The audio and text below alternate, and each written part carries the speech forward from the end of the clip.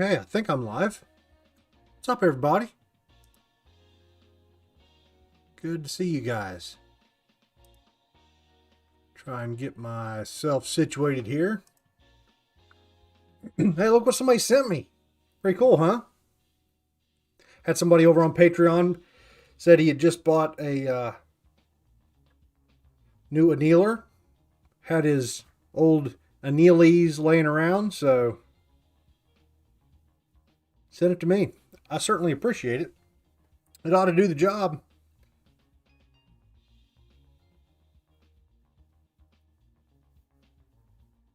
There he is. What's up, man?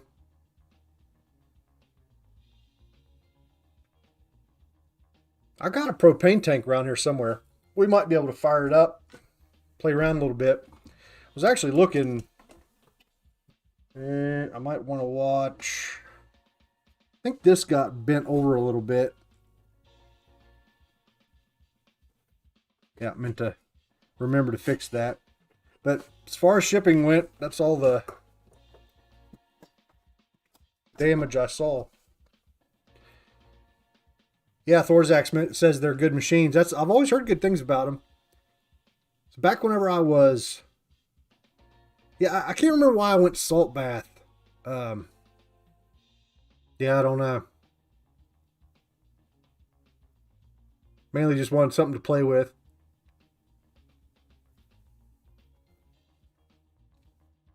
Yeah, I remember seeing your video on it. That was a long time ago, wasn't it? Back in the day. I was hoping I'd make one myself. I thought about it. Not a whole lot going on, you know, like there's a lot of good plans out there. Yep, 2 minutes late and you've already missed the discussion about the annealies. Yeah, open flames and gunpowder go together pretty well.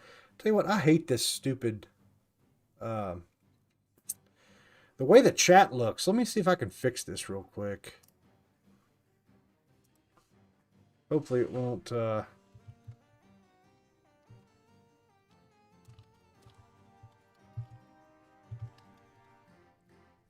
it is.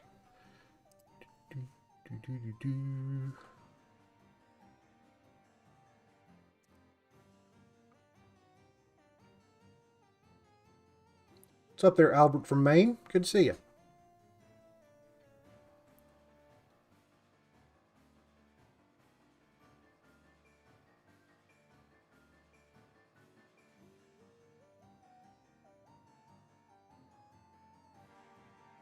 Yeah, the average reloader says he makes his own annealers. They work similar, but use a metal pan for the annealing wheel. Yeah, I've seen kind of, yeah, the ones with the pan with the slot cut into it and whatnot. Similar sort of feeding and rotating thing stuff, right?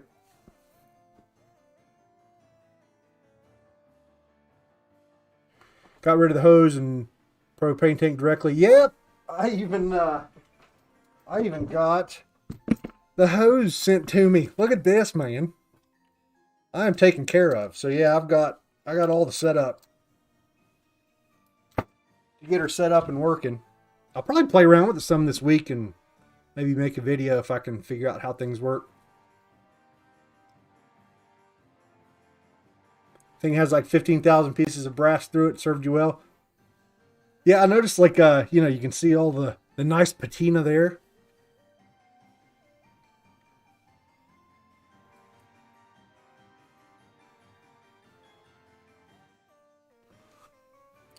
Did I figure out what was going on with my loads yesterday? Kind of, but some. Tell you what, let me. There was a freaking amazing comment. Guy gave me some really outstanding information. You might see here behind my chart now. There's this gigantic grid. It's just a brute force distance between each shot and every other shot. So that's as far as I got. Was just getting that made, and then he actually has additional. Actually, let me see if I can pull up the comment. If my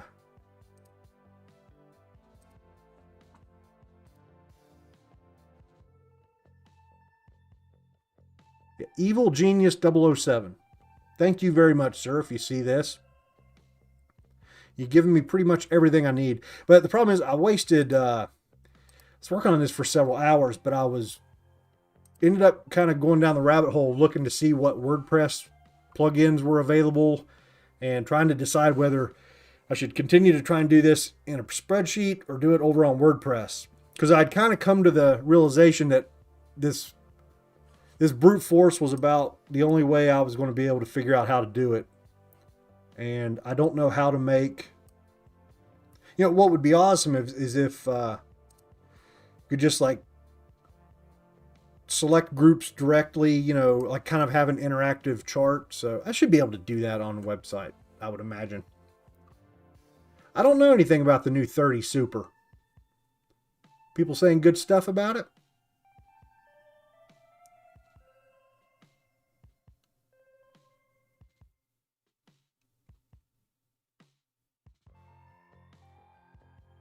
Thought about doing a video on how to make your annealer. Cost is sub 200. That was kind of what I ran into a little bit whenever I was looking into it. Was by the time I got a motor and the stuff, like these annealies are priced pretty decent. Like it almost kind of makes it not worth the trouble unless you're just kind of in the mood for a project, which I get in the mood for projects all the time. You guys know that. Misplaced the agenda. Not really much of a plan. I was hoping to have more done as far as analyzing or one thing I wanted to show you. Hold on. Yeah, analyzing our thing. Somebody in the comments had mentioned, I think they noticed this. See this little cluster right here? Let me zoom in. Pardon me. Nope, not that far. Where'd my chart go? It's over here. Yeah, so this little group here, it's actually six shots. I pulled up that looks like the best group it looks like the best 5-shot at least group on the target. And let's see if I can find my shot marker browser here somewhere. Where'd it go? Let's open it up again. Super secret IP address for my shot marker. Let's bring it over here and open up. Oh, I hope I saved that. Oh crap, I didn't. So here's the problem. So you see how on shot marker I've got like this grid where I can actually go through and look at the different shots. Well, whenever you mark them as sighters, they just go gray. To like hide them, I really have to go through and hide each one and then go back and yeah, let me do this 100 times real quick. Let me see if I can do this and read chat at the same time. No, probably not. Whenever I get bored, I'll click on that a couple times.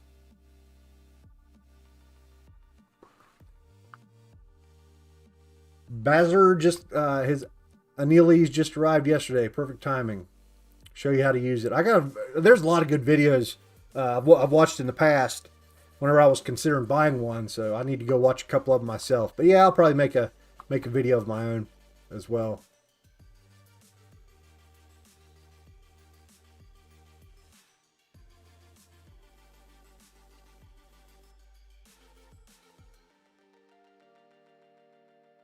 What's up there, Down South Armory? It's going pretty good, man. It's going pretty good. Pretty decent little day. The snow's finally melted off. The chickens are happy again. Man, they hated the snow. They wouldn't get out for a couple days. Get all 3 sets of wheels. Yeah, that's yeah, I think he's talking about these things right here. If I'm remembering correctly, I don't know if this is the medium or large size, but yeah, he had mentioned to me already that if I wanted to do stuff like 300 blackout or anything, I would need additional wheels. So yeah, I might grab those.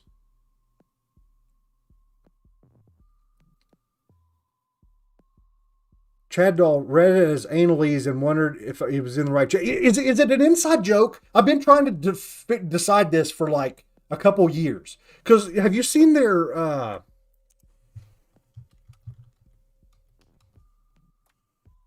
hang on one second.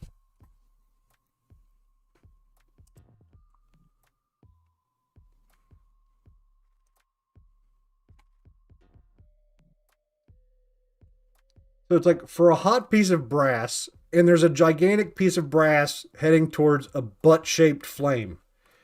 Like, am I just articulating the joke we're not supposed to like talk about? Like, you're just supposed to chuckle and move on with your life? I don't know, but yeah. Let's leave it there.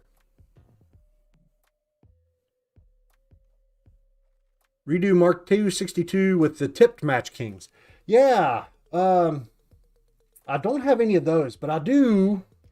Like, well, we were talking about like, so this 168 Match King in 308. I do have some of the tipped versions of those that I could kind of compare. That might be cool once we get, you know, some stuff figured out.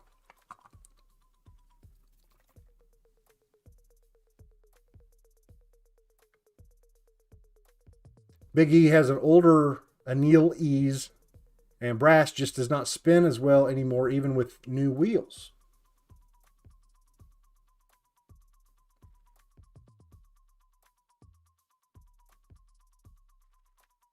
EP 2.0 Annealer. Yeah, I think I've heard of that one before.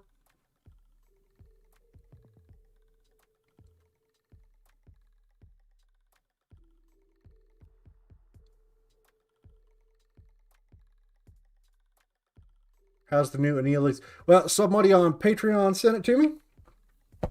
And haven't even plugged it in yet. Just got it today. So we'll see very soon.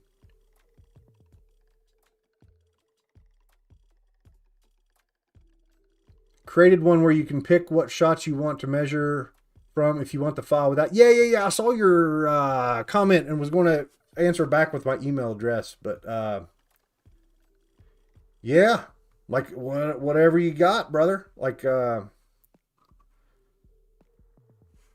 me see if I can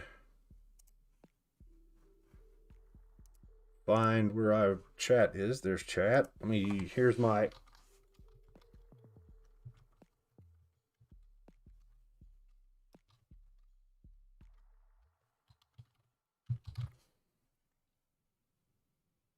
There's my email. So coming right now.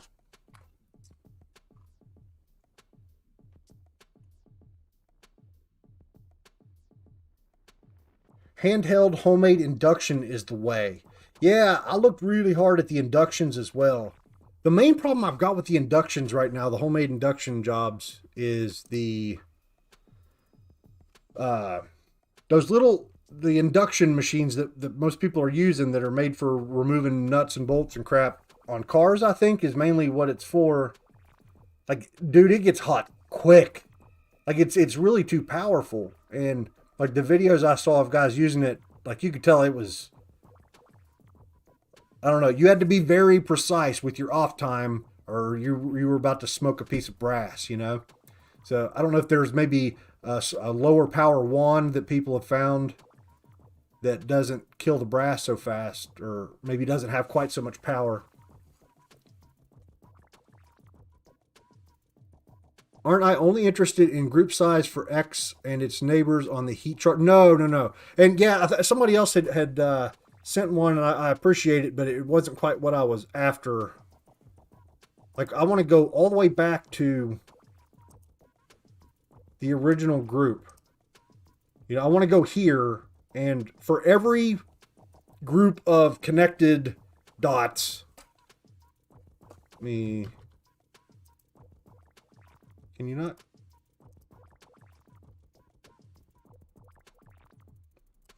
That's the wrong spreadsheet anyway. Yeah, since I added all those formulas, that spreadsheet's getting a little bit laggy. But yeah, I didn't want to like just look at this at these spots on this chart and do an average. I wasn't wanting a simple average from there. I was wanting to go all the way back to you know, the raw data. Yeah, I wanted to go back here and find that 5-shot group and measure it and figure it out. So that's what this lookup table is. So now I just need to turn the 5 and 9-shot groups I'm interested in looking at into a query for this big, gigantic table of numbers. Just look for the 5, which one's the biggest, that's your number. It's pretty much where we're at. Appreciate that, Thorzax. Thank you very much, man.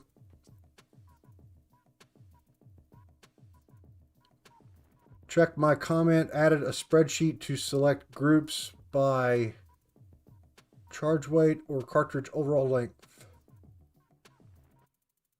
All right, I'll look here in just 1 second.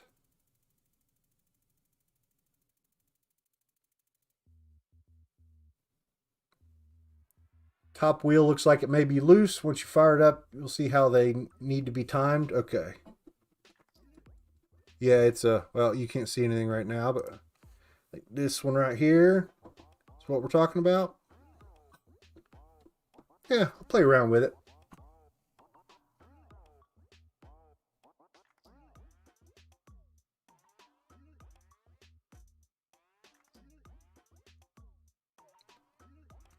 Plow uses one of those, very good, but 6.5. Grendel has a problem spinning with the small wheel. Only problem you've had with it. Yeah, I'll have to get some wheels. Tex Patriot says he hates his Annealers. Hard to change calibers. Have I tried the Lyman 8 turret press? Yes, I've got one.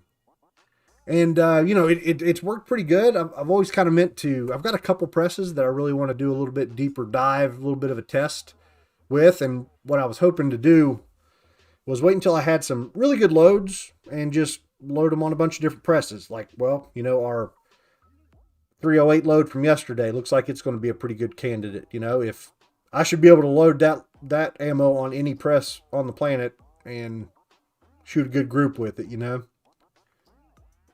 So just I will eventually make a video on the Lyman.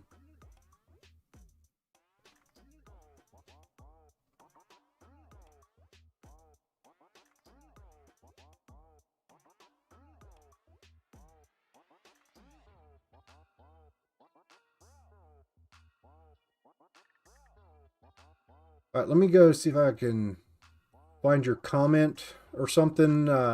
Yeah, or I'll have to do it after the stream. Go look and see. This chat on the screen is driving me crazy. That's what I was doing earlier. I was trying to get logged in.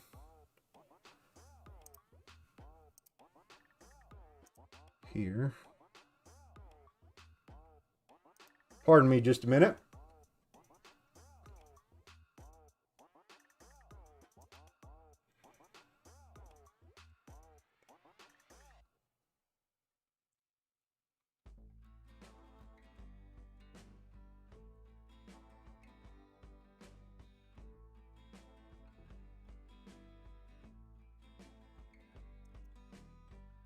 Hopefully I'll be able to find what I'm looking for here pretty quick.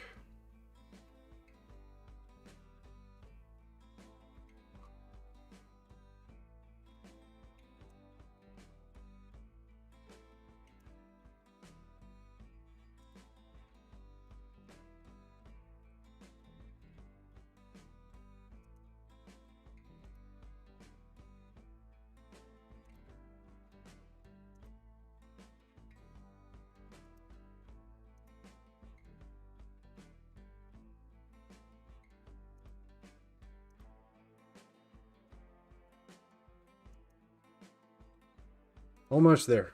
All right. Let's try hide messages.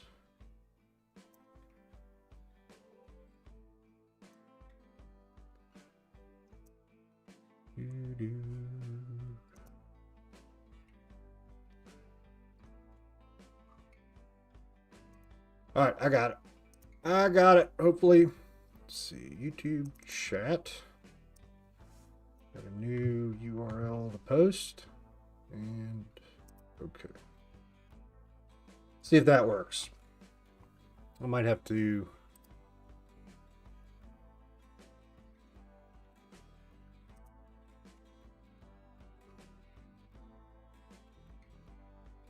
Have I ever had issues with Hornady dies?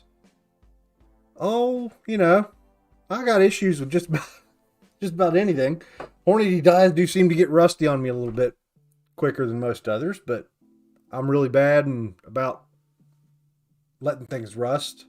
But like functionally speaking, never had any problems. Any plans for a 300 PRC workup? I've got a 6.5 PRC barrel, so that's the first step. And then maybe, like, I don't know, if the 6.5 PRC seems cool, maybe we'll try the 300 PRC.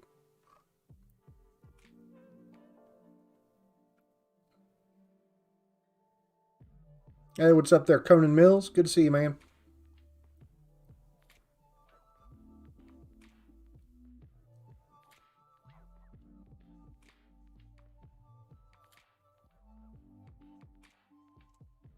Yeah, Steven mentions you can buy a control module to control the whole handheld annealer to the 100th of a second. Yeah, I think that's the exact video I'm talking about. But like you could tell, I think wasn't there one he let go a little bit longer and melted one just to show how powerful it was, and you could tell that. Yeah, I don't know. It just seemed a little bit overpowered and a lot to handle with that controller. But I don't see why it wouldn't work. Like, you know, I always thought it'd be fun to kind of build a little arm for the thingy and then set it up on like maybe a Lee reloader press, one of the cheap Lee reloader presses, and automate it with a little switch to where, you know, top of the stroke, it comes on and kicks the timer on and all of that.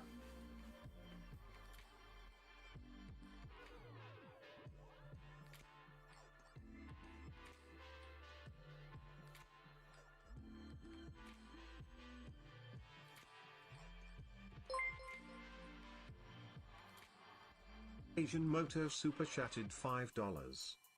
Hey, thanks, Asian Moto. Appreciate that.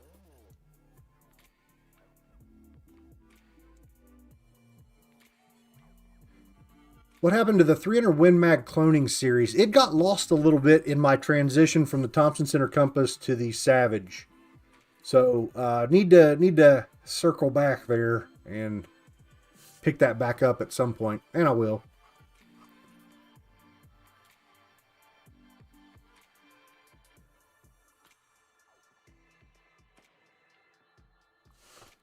Can't figure out how the Hornady custom die crimps. You smashed about 6 308 rounds trying to figure it out. Yeah, I very rarely crimp with a seating die, and I'm trying to recall right now whether I have ever crimped with any of the custom grade seating dies. And I don't think I have. But, you know, usually that first, you know, screw it down until it touches. 7 of 7 super chatted $5. Howdy Shannon, looks like you got he fancy one. What's up there, Tim? Yeah, she's a beaut. I think it's going to work. But yeah, yeah, should just be able to screw it down on a loaded round until you feel it touch the case mouth, and then adjust down from there slowly until you start seeing the crimp you're after. And the only way I could think that you'd really crush... Well, yeah, so you screw it down until you get the crimp you're after, and then you lock it down. Then you put your loaded round up in there and screw your seating stem back down onto the bullet. You never get your frickin' overall length back exactly like you want it, but I think that's the basic steps of it.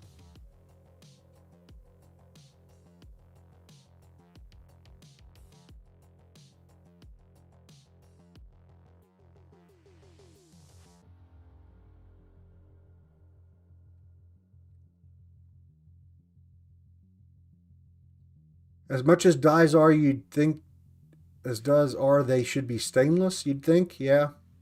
I don't know much about metals, and, you know, what sort of special steels might be needed for die applications. But yeah, they're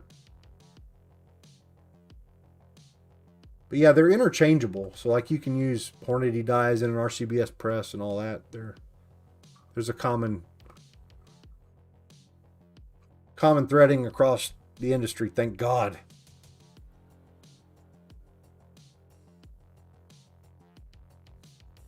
I have never tried a Ruger American Predator.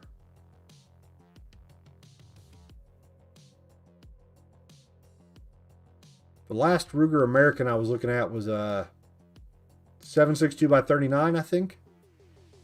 But yeah, never tried the 6.5 Creedmoor. I bet it's a good shooting rifle.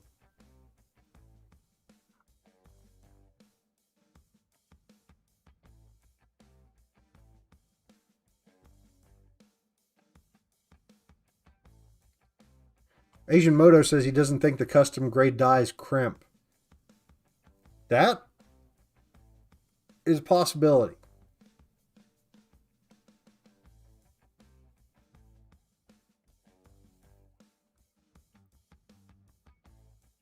Yeah, I need to pull out the GP100 some more. I like shooting that gun. I never shoot pistol. And to be honest, I have a hard time coming up with anything interesting to make a video about with pistols.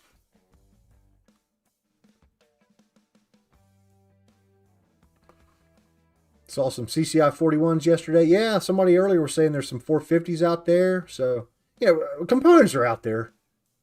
You just got to be really, really on it.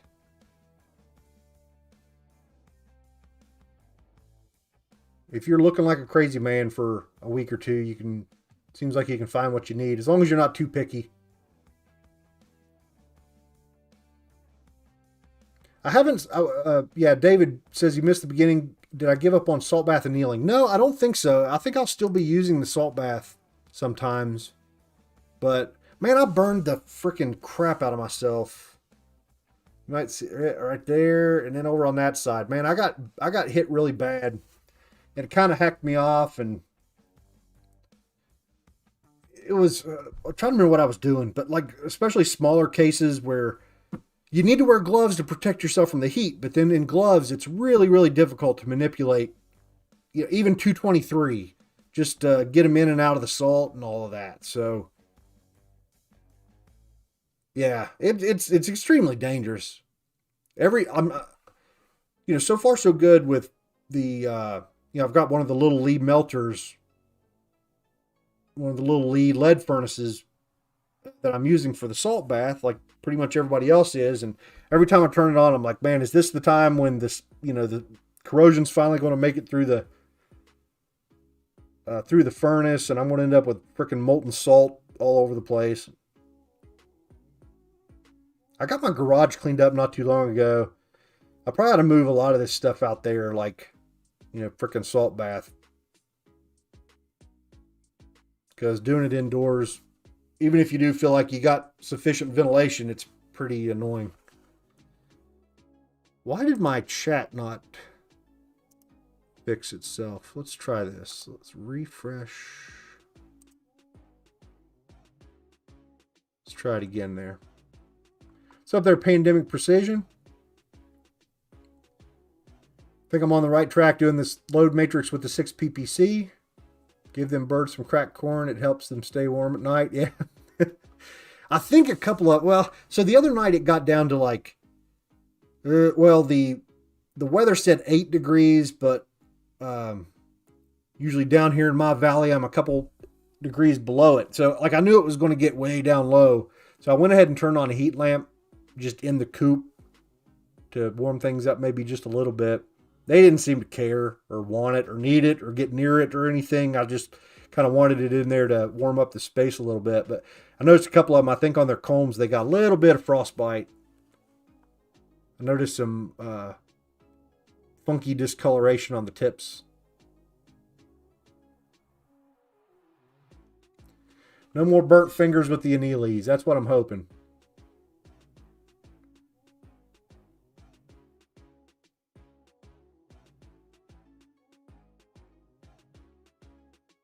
What's up, little nubs? Yeah.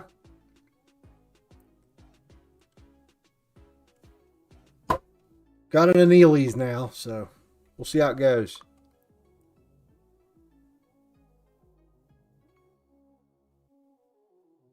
Yeah, that was the Ruger American Ranch in 7.62x39. You're right. Yeah, not the just regular Ruger American.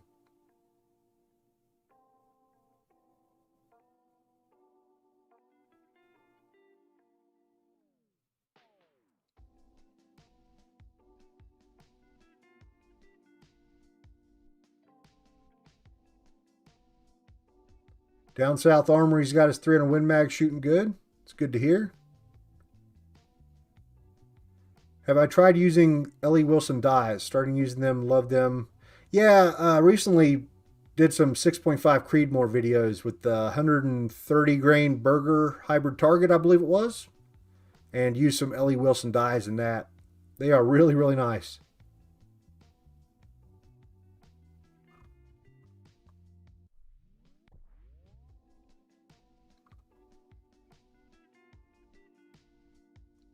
Yeah, forceps. I saw somebody mention forceps or pliers. Yeah, Joseph's. Forceps or pliers to grab the brass.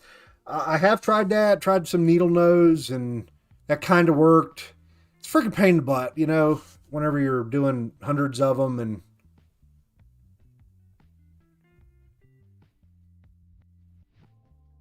yeah, there are definitely some things I could do, I'm sure.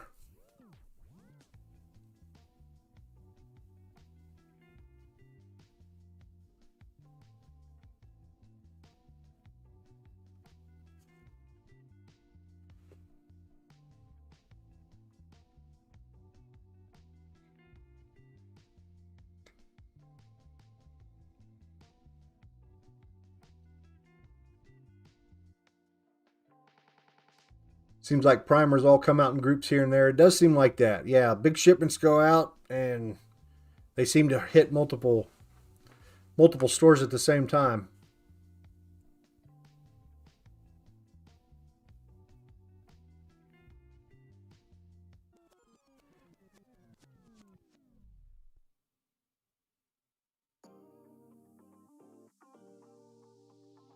The guy got a live round stuck in a bullet seating die.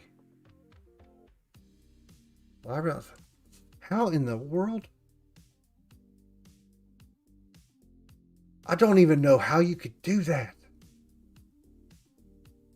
I mean, you know, with no support, I would just, yeah, you know. Well, I guess it depends on what type of seating die. I mean, if you can get the top off and access to it, I'd just freaking hit it. You know, being unsupported from the bottom. Yeah, I don't know, man.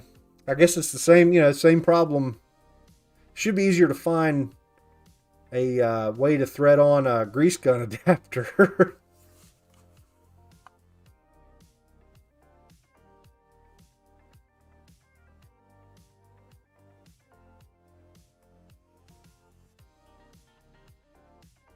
Any new insights from the Matrix data? Not really.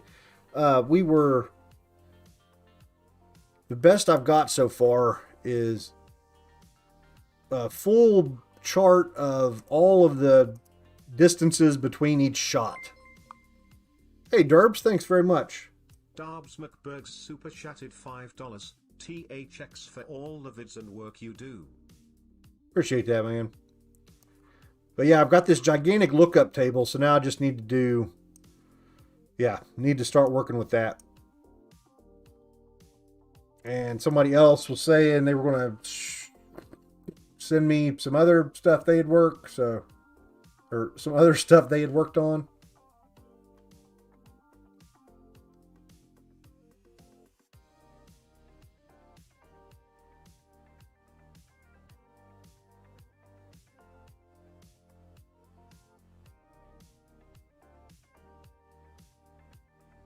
Ryan has the Annealers, but built the induction annealer as per the YouTube video. It is way more consistent and fast. You should look into it.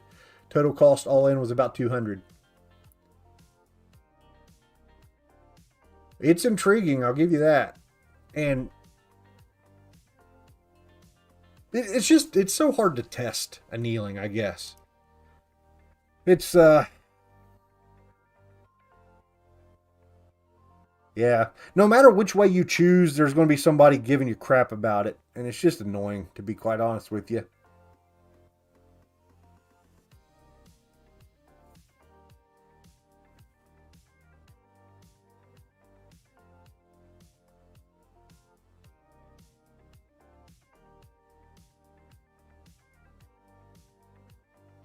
We haven't decided yet there, bolt action reloading.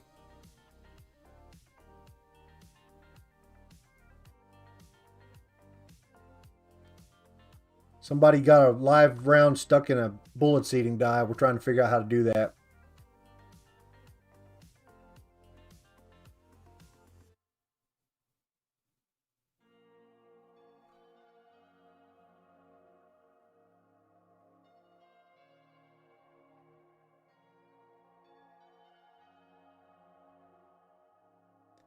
Hey, Errol, thanks, man. Appreciate that. Glad you could make it.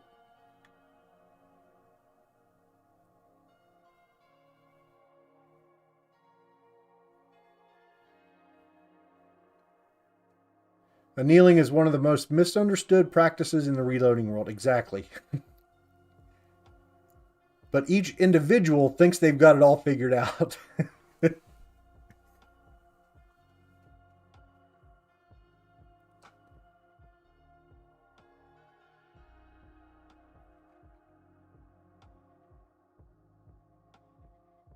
Did I just get the Annealers? Yeah. Roger sent it to me. It's his old one.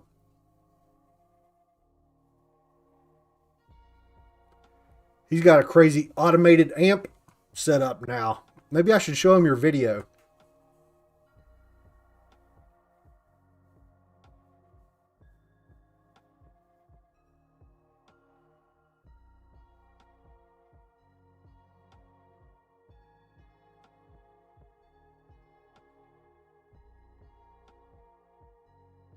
What's up there, small city homesteaders? Yeah, I can't even shoot the uppers I've got, let alone take on any more. So I appreciate the offer, but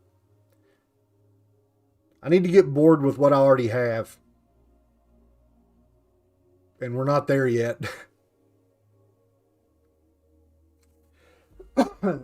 Will I ever do a fine-tuning load episode, i.e. seating depth and fine powder adjustments? I'm not sure.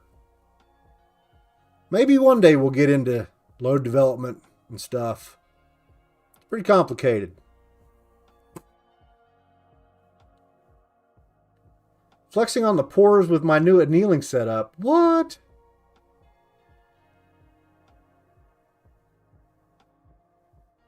This is secondhand. This was donated.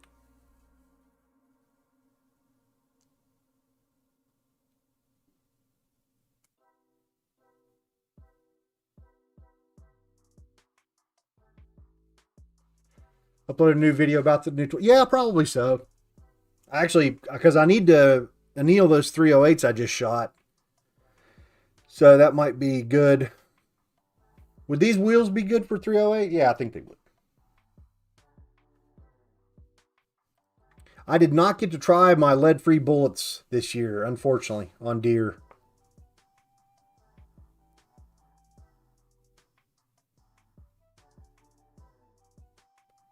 What's the advantage of the Annealers over just using a propane torch and drill? Automation, like you might see the marks up here. That's, like looks like, yeah, case heads have been rubbing against it. Well, you stack up all your brass up here. You flip this thing on and the wheels start turning, and then, you can not exactly walk away, but you don't have to feed it like you do with a torch and a drill. And plus, it's, more consistent. No matter how consistent you are with a manual process, something like this is always going to be better, right?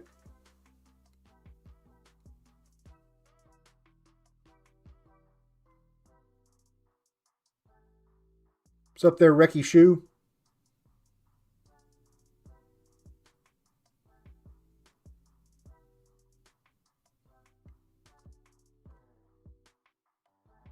I can show him your video. See if I can pull it up. I hadn't seen that setup before. Let's see. Where am I at here?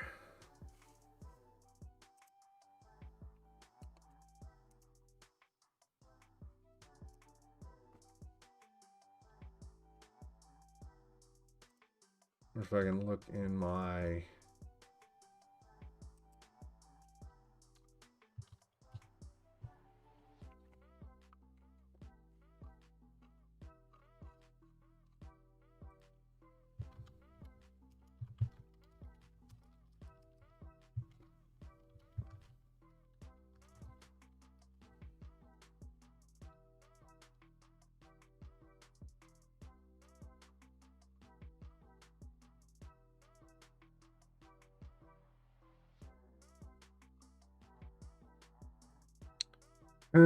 let's see. I could never find anything. Where'd you send that? You sent me that on Patreon, didn't you?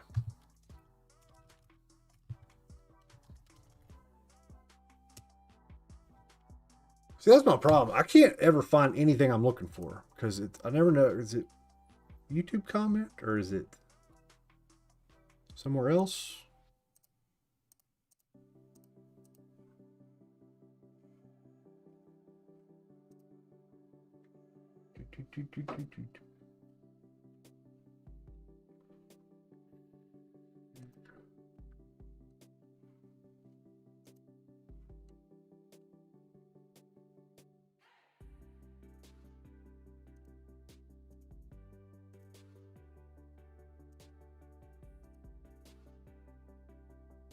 Almost there.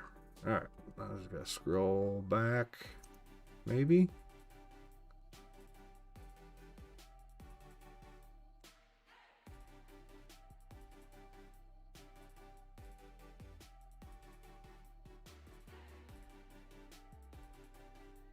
I don't even know if I can play a video.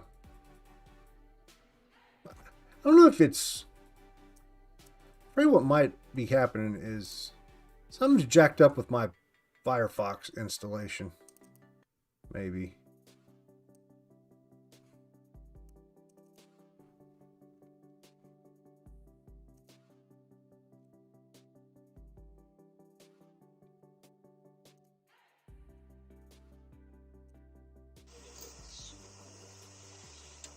No, that's the wrong one. That's the other one you sent me. Oh, man, I can never find what I'm looking for. There it is.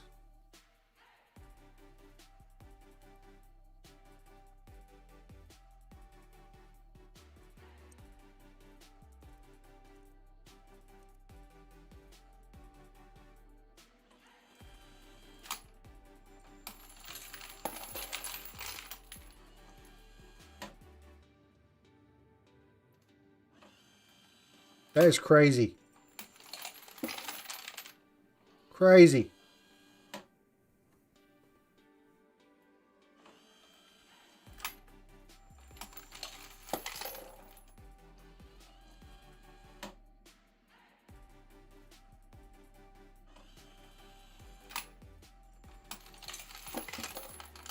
Hey, bolt action reloading. How come you ain't got one of those yet?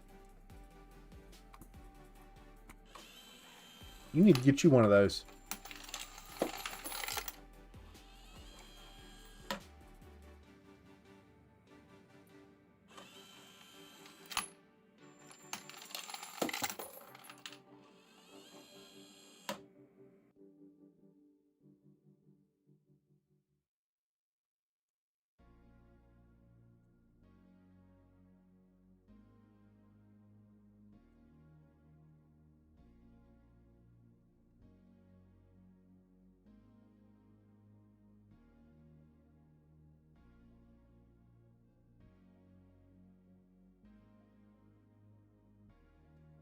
Yeah, the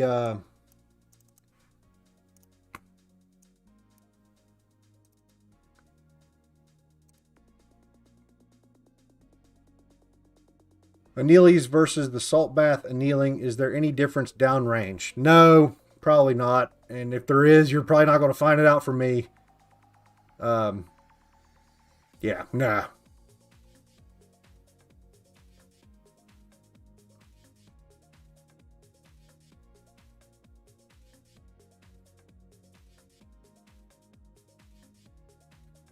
Any idea how to take a 400 grain bullet down to 60 grains? 135 grain is the lightest I can find.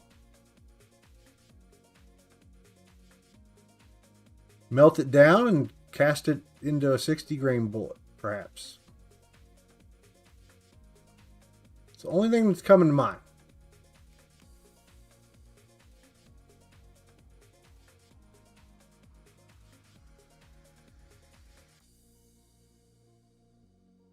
We trying to talk bolt action reloading into making longer videos? What did I miss?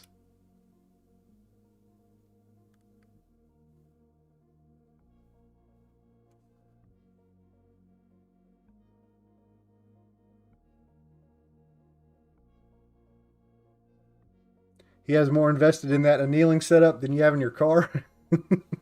Ramule Sampage super chatted $5. I'm quitting my job tomorrow.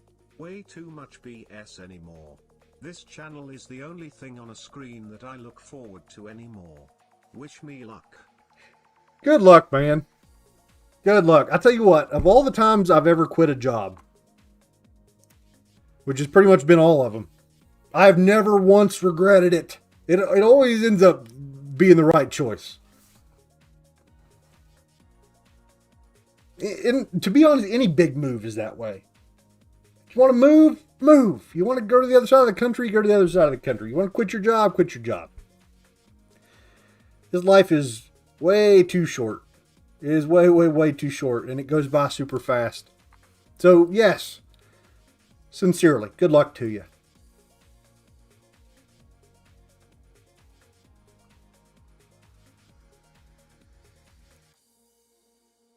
Trying to go back and see where bolt action reloading started talking about hour-long videos.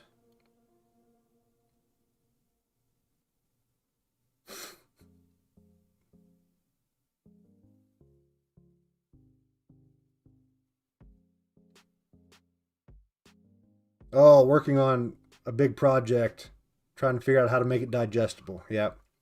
Yeah, and that's, well, like, you know, yesterday's video, that's going to miss a lot of people, like my video. Yeah, a lot of people just don't want to see a bunch of stupid numbers, and yesterday in particular, I was not prepared and didn't really have things in a digestible format, and it was a godforsaken mess. So, I don't know. It's tough. The sort of stuff people want to sit down and watch in a longer format is specific, I think. You can't just... It can't be pure nothing but data, I guess. I don't know. Well, I mean, to be honest, no matter what you do, people are going to complain.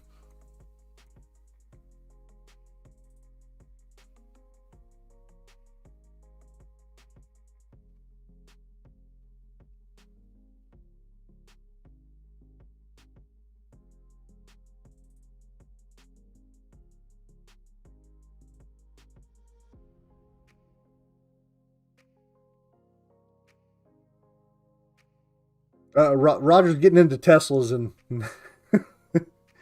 his vehicle budget's out of control, it looks like.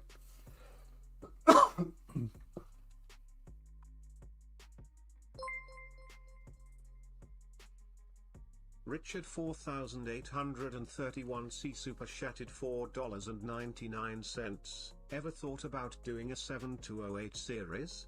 Everyone raves about it, but I never see anyone loading it. 7208 series. I want to hear him say that again. Let me see if I can send it again. Let me try this. Series. Richard 4831C super chatted $4.99. Ever thought about doing a 7208 series? Everyone raves about it, but I never see anyone loading it. Yeah, a lot of people bring up the 7mm 08. Like, it's extremely common to be brought up. And, yeah, I've never shot one, never owned one. Don't really have any family or friends that have them. But I've always heard good things about them. So maybe someday. What's, It's been around forever, right? I mean, 7mm 08's been around forever. What's its most popular usage? Is it like a prairie dog, or not a prairie dog? Is it like a antelope pronghorn gun or cartridge or coyote cartridge? What do most people use 7mm 08 for?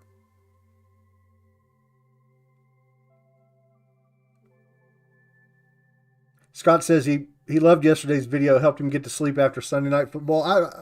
You're welcome. You're absolutely welcome.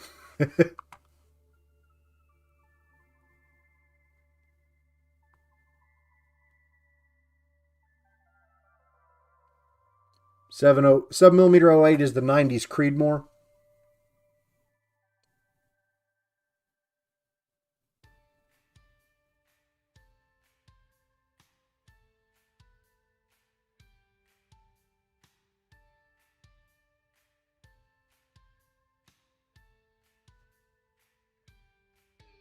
So as far as like shoulder angle and stuff and the way it's chambered and twist rates and whatnot, is it kind of a light bullet cartridge, a little out of date sort of thing, or is it like yeah,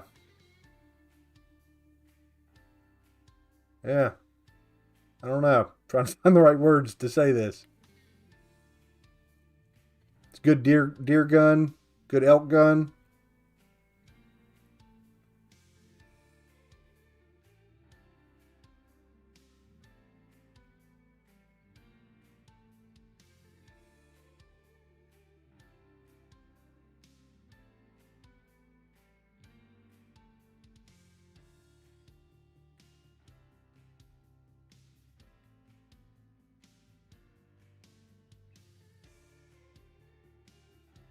All right, yeah. A lot of y'all loving on the 7mm 08. Hey, what's up there, Vaughn Precision? Good to see you.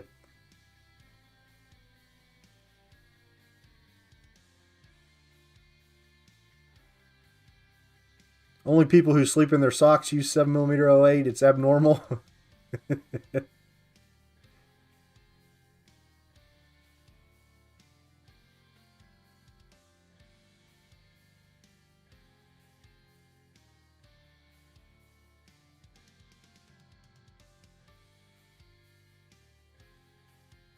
Joe shoots up to 162s in his factory Savage 7mm 08 with no issues.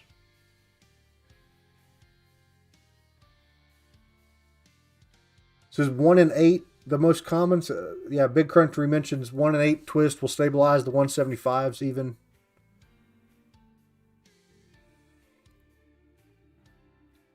Good watermelon gun.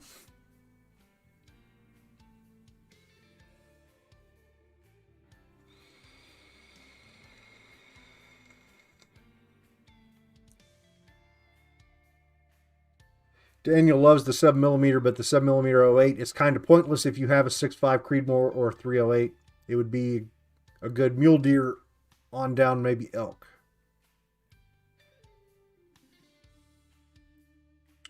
I never have killed anything with the Henry 357. I keep saying I'm going to run over to Ohio and shoot one of their deer with it. Maybe I will someday.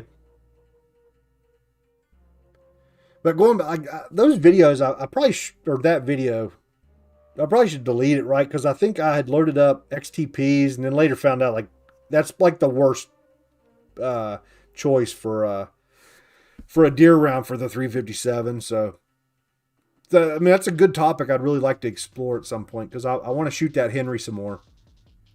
I either want to shoot that Henry more or I want to sell that Henry. I don't think I've ever sold a gun, but just with the kind of, I got too many guns. I just got too many guns. And if I'm going to get rid of some, then it would be high on the list of ones that I have no sentimental attachment to. But might as well shoot it. Keep it and shoot it, right?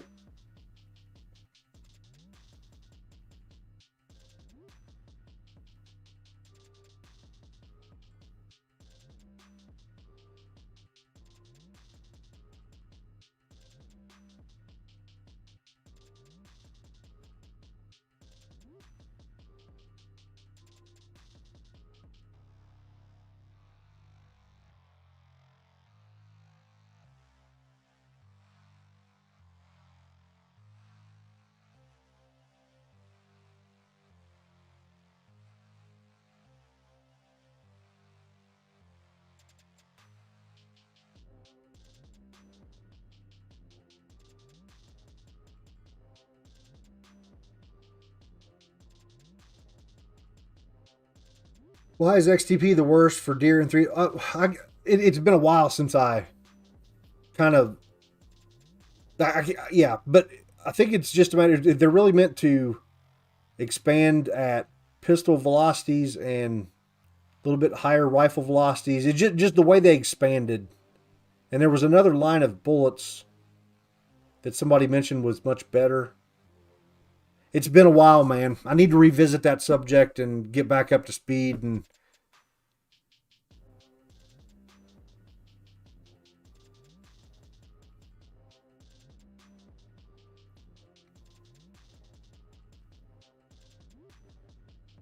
you can sell guns? Yeah, I don't know for sure. I've heard you can.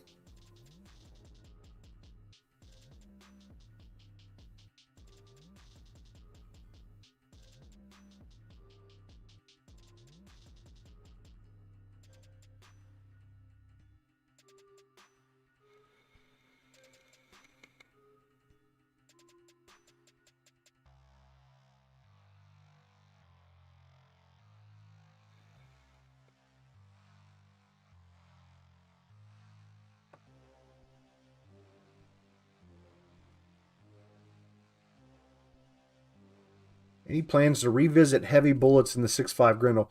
Maybe not. I know we shot some 140s and it was fun and all. Like the velocities were just not practical. I mean, let's be honest. With the Grendel, we're barely practical with the bullets we're supposed to be shooting, right? I mean, we don't have much velocity to give up if we want to keep the effectiveness of the round. So maybe. I mean, I definitely want to shoot the Burger 130s. So yeah, maybe 130, 135 stuff. Play around with those sometimes. But shooting the super heavies just for the heck of it. To be honest with you, if I'm going to make a Grendel video, there's just other stuff that's a little bit more interesting. Swift Scirocco's are awesome. I've got some of the 75 grainers for 22. I bought those forever ago. Those are the only Swifts I've ever bought, or the Scirocco's I've ever bought. Seems like Swift had wasn't there like a match bullet? It's been a long time ago since I had bought any, but yeah, I'll have to try those 22s sometime.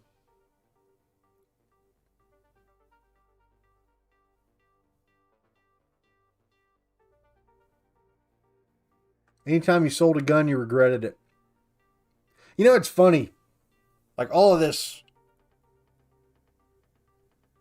like the heirloom guns and the sentimental attachment we make with them. Well, I had a great grandfather. He died when I was 8. I think it was 8 or 9 years old, something like that. Well, he was a big trader. So he had guns, but he was constantly, buying, selling, trading. Like he was that sort of guy. And he left me an Ithaca shotgun. It was an Ithaca 20 gauge. Absolutely gorgeous. Absolutely gorgeous. Had this golden trigger and all this elaborate engraving and crap on it. Just beautiful. But I would never, ever, ever use that gun. Like it was a bird gun. I don't hunt birds. And except for turkeys. And right about that time, my dad and I were getting into turkey hunting. And we went and traded that gun in for a new turkey gun for me. I bought a Winchester 1300 turkey gun. Can't remember if it was an even trade for that gun or whatever. But it's just funny looking back. My great grandfather, he'd be totally happy with that. He probably never even shot that gun he gave me. It was just what ended up in his collection at the end of his life. He was always, easy come, easy go when it comes to guns. That's what my dad was. He's like, your grandfather, he'd want you to have what you need, not, whatever. So yeah, basically my great-grandfather gave me my brand new turkey gun. That's the way I look at it.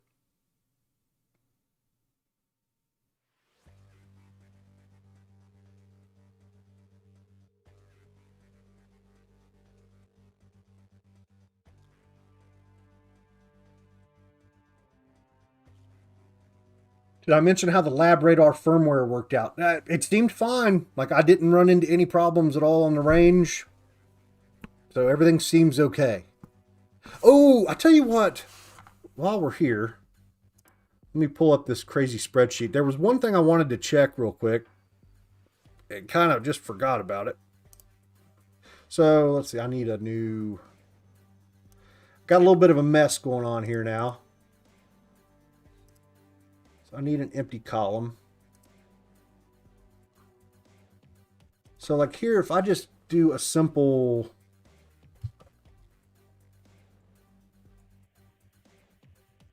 sum that minus that. I wanted to see the difference between the muzzle velocity from the LabRadar and the target velocity from shot marker. And what I wanted to see was the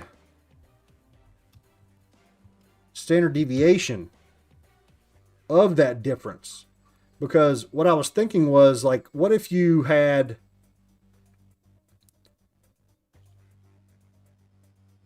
All right, there we go.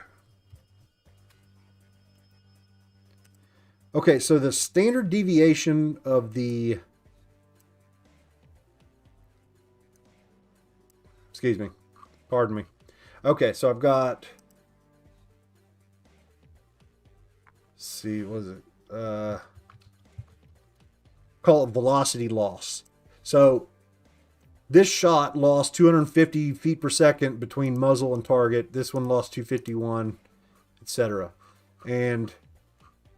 So, standard deviation 7.8. I'm trying to, like, trying to remember how to do an extreme spread. What's the right function to do extreme spread? Yeah, target. Yeah, you had mentioned target velocity is not reliable. How much not reliable? I guess. Like, what's your basis? Like, why are you saying that? Does that you were looking at the 2 box, right? So. Is this maybe a conversation you had with them and you can't really elaborate, but maybe you're just feel pretty sure we probably shouldn't look at that velocity? Or is it from your own observations? Because what I'm thinking is, so like right now, what if you did this? So we just saw that the average difference, that's what I could do. Let me do a...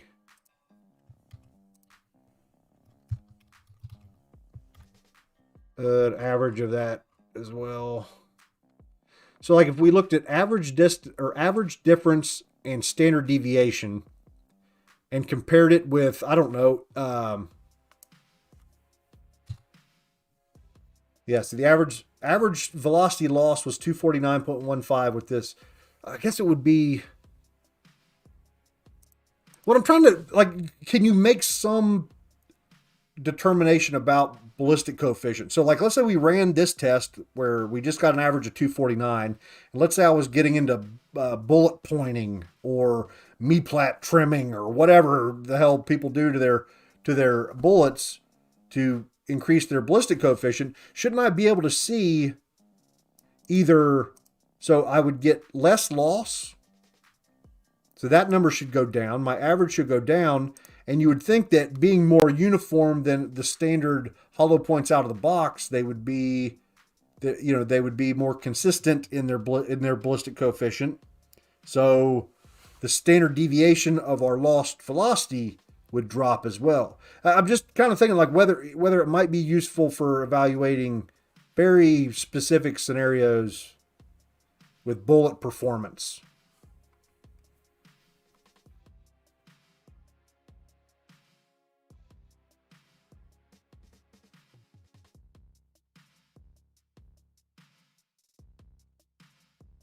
Yeah, max minus min. Yeah, okay, there we go. Perfect.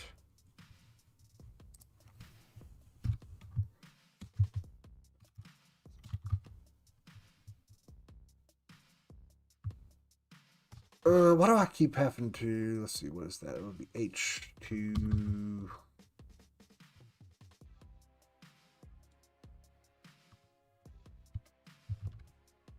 that right? No, hold on.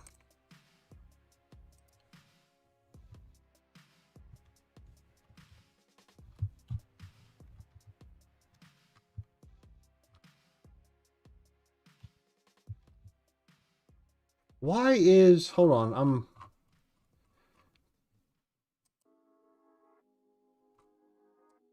2 to 1. Why am I missing a row or something? No, I'm not. Okay.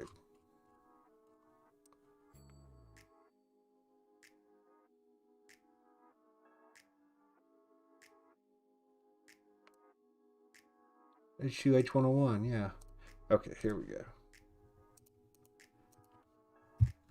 Colon, you moron. H101.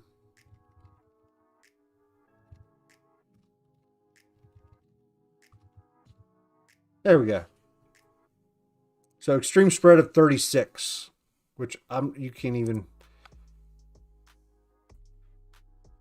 All right, let's see. So that's average, SD, and ES. So yeah, maybe not useful, but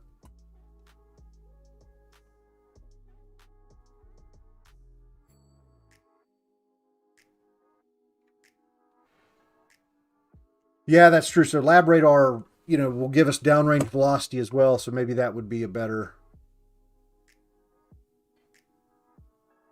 place to get it. Or, I could gather some data with LabRadar and compare it to my shot marker and see how much error I'm getting or whatever.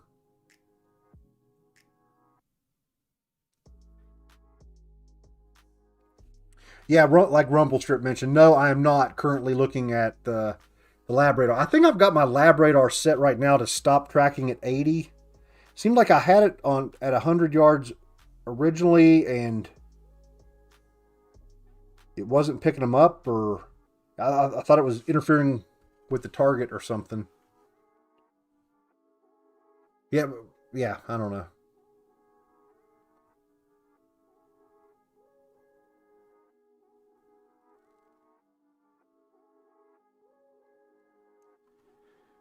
Ryan mentions, recommend you get a big propane tank for it. The issue with it is the flame dissipates as the small tank uses fuel, changing the flame on your neck. Yep, I've got the Roger sit this as well. So I've got the adapter, so I'm ready to rock.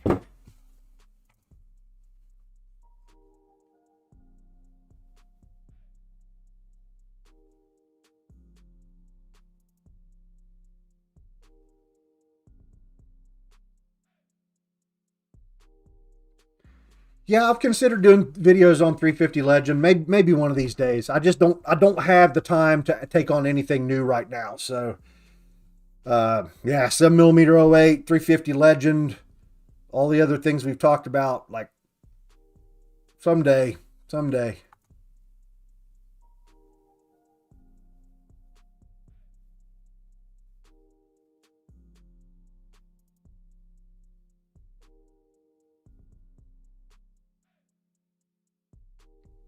Can't wait to work up a load for your 6.5 Grendel, but can't get any brass.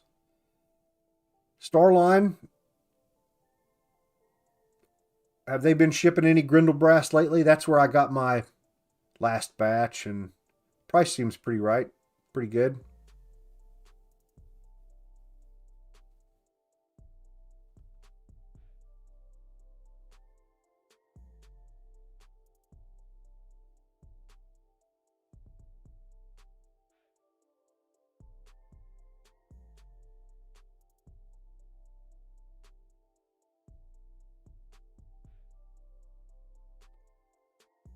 A good topic for the week would be validating potential accuracy regions with traditional 5-shot groups. There are several potential areas in the comments with good reasoning. Yeah, but not really.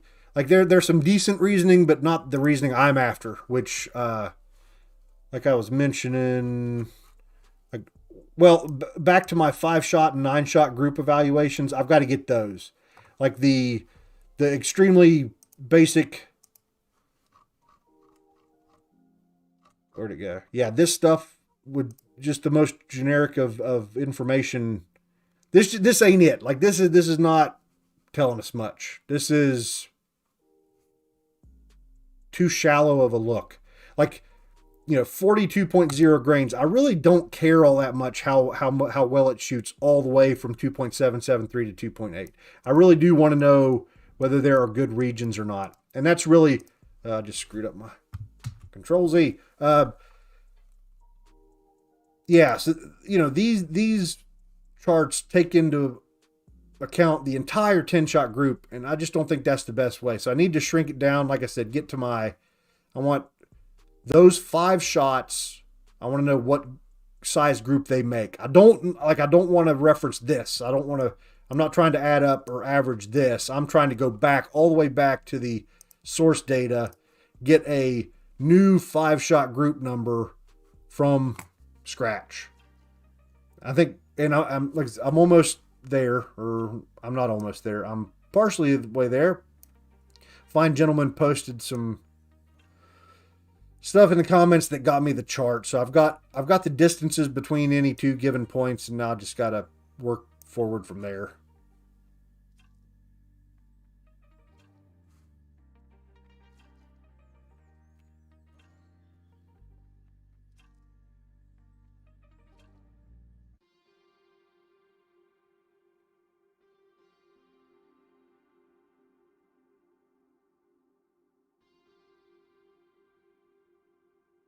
If you want to run... Ramuel's Sampage Super Chatted $5. Preparation H suppositories look exactly like 300 blackout pills. I'm very impressed. Hey, they're available as well. I mean, you can actually buy them, so maybe they'll work.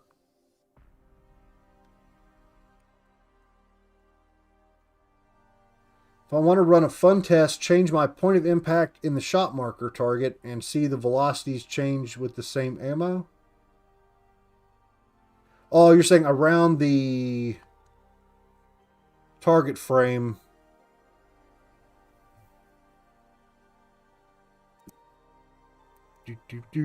So like, let's see. I keep having my mouse in the wrong place, and yeah, there we go. So you're saying, so across the target frame, shots up here, yeah, around the frame, it's going to change. So a 5-shot group in the top left corner, a 5-shot group in the top right, and so on would give wildly different numbers. McRae's fan super chatted $10. Thoughts on the Hornady 190 Sub-Bullets? Also, when is the N120 versus 1680 in 300 blackout coming? Thanks for all the work you do for us. I haven't bought any of those 190 Sub-X's, but I definitely want to. I tried some, what were those, 200 grain, or maybe they were also 190s. They were Normas, and I can't remember, did I have the ones that glowed in the dark? You remember those freaking glow-in-the-dark expanding bullets from... one of the Gucci freaking tactical brands. Noveski, I think it was. Yeah, they were like Noveski branded Hornet or Nosler bullets that had glow in the dark tips and stuff. Yeah, I don't even know why I'm thinking about those. But yeah, the 190 Sub-X, I want to try those as well. And yeah, I got that N120 specifically for that reason, to try out in 300 blackout. So those are some good ideas for where I should go next.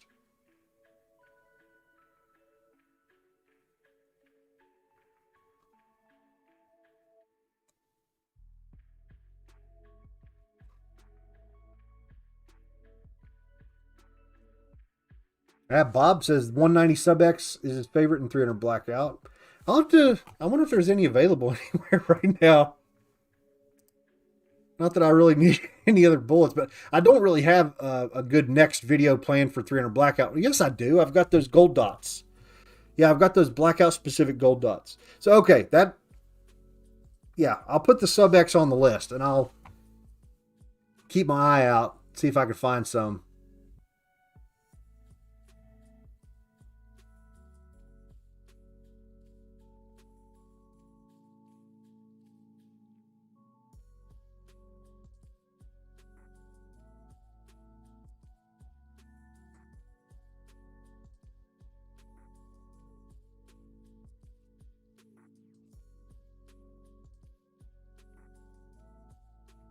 Yeah, those were 220s. Maybe, yeah, maybe they were 220s.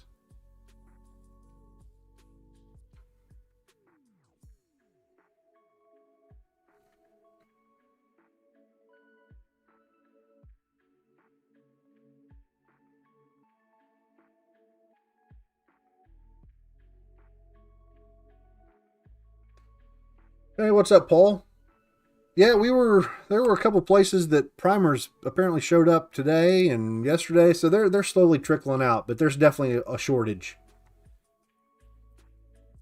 It's gone from, like, normally there were 20 comments about where'd you get those primers on each video, and now there's only about 5.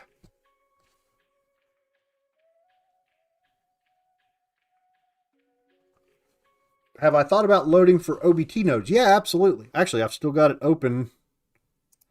I was trying to get everything set up in Gordon's reloading tool. And yeah, I haven't got there yet, but I was going to use it for getting all my bullet time numbers and whatnot. And I want to see if that has a relationship back to our data, you know, as far as what works. Oh, that's what I was going to do. Let me go ahead and do this.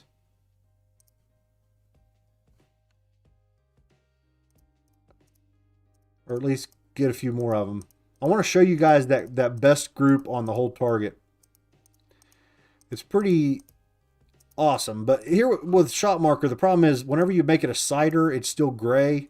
So it's hard to see through everything. But if I go in and hide them all, then we can go back and just... Oh, no, I screwed up. Well, this will be a good way to show you guys how much of a pain in the butt this is, because...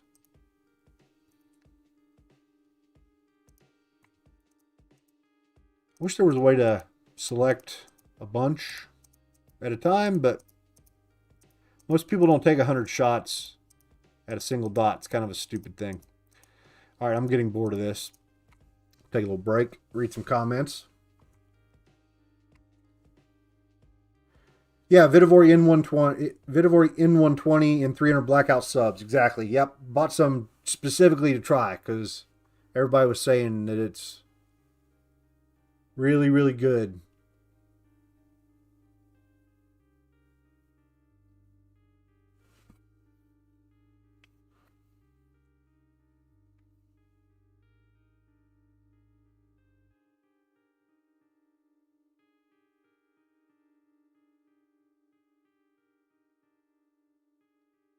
On my chart, what is that line of empty spaces across the spear sheet or spreadsheet? Let me see. What were we talking about? This.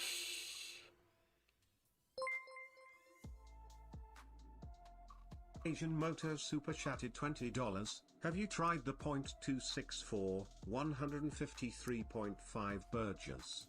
G1BC is 694. Shooting them to 1,200 yards with great success. Yeah, those BC numbers are absolutely incredible. So I guess my question would be, are the 153s, are those, will they stabilize without a, what is it, 1 in 7? Will they stabilize in a 1 in 8 twist? So I think I've shot the 147s, but haven't tried anything heavier than that. Just out of fear that it wasn't gonna stabilize. Thanks for the super chat, by the way.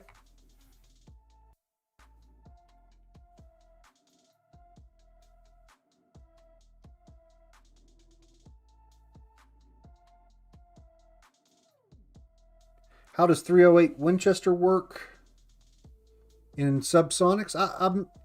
I don't know. I've never shot any subsonics in 308 that I can recall. I remember seeing videos. Who was that did videos a long time ago where they had drilled out the primer pockets to fix ignition problems or something? But I get these days with, like, it's not like you're going to run an AR-10, I wouldn't think. So you just use Trail Boss and call it a day. Probably wouldn't have to worry about drilling out any primer pockets or doing anything goofy.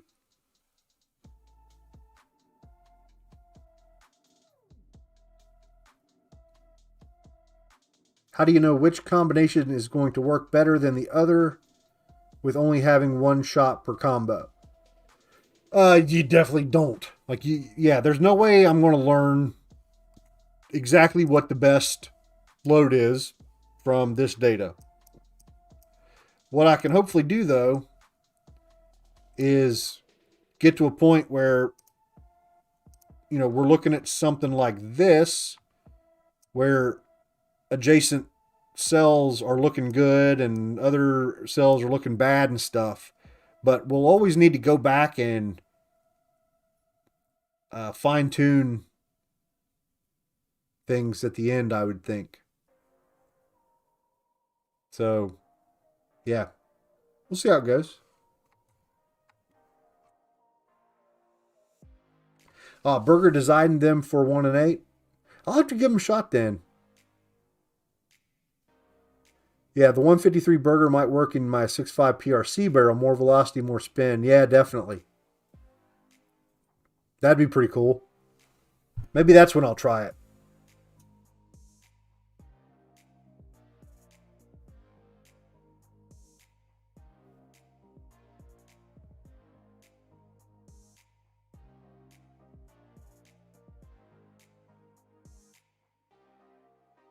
Does control click not multi-select? I mean, it's not really a multi-select. It's a, you know, it's an operation that you're doing. So, like, why is my access point not connected?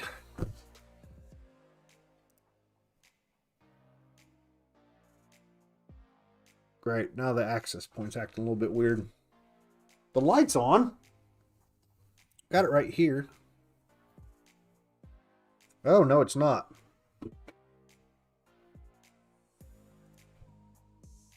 Turn it back on there.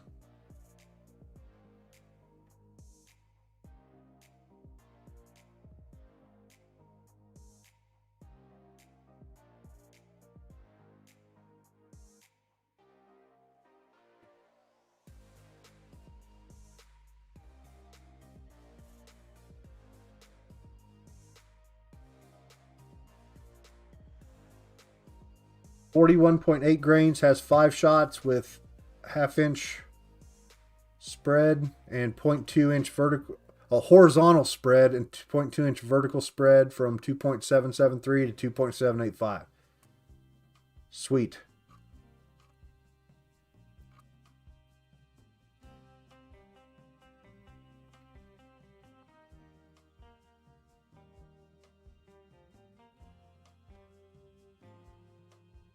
How am I liking the Annealing so far? So far, it's exceeding all of my expectations. I took it out of the box about 30 minutes ago. Or no, I've been streaming for an hour and a half. I took it out of a box about 2 hours ago. So we'll see.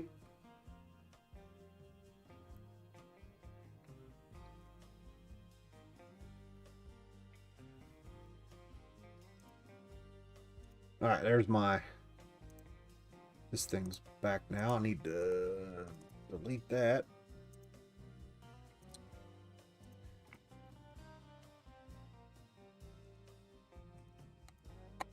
Why is it not working? Click, click, come on.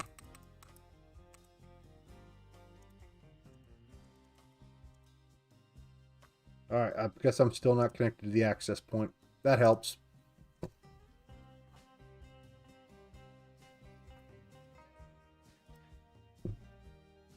Burger Twist Calc says 1.42 for 153s at 2,800 feet per second.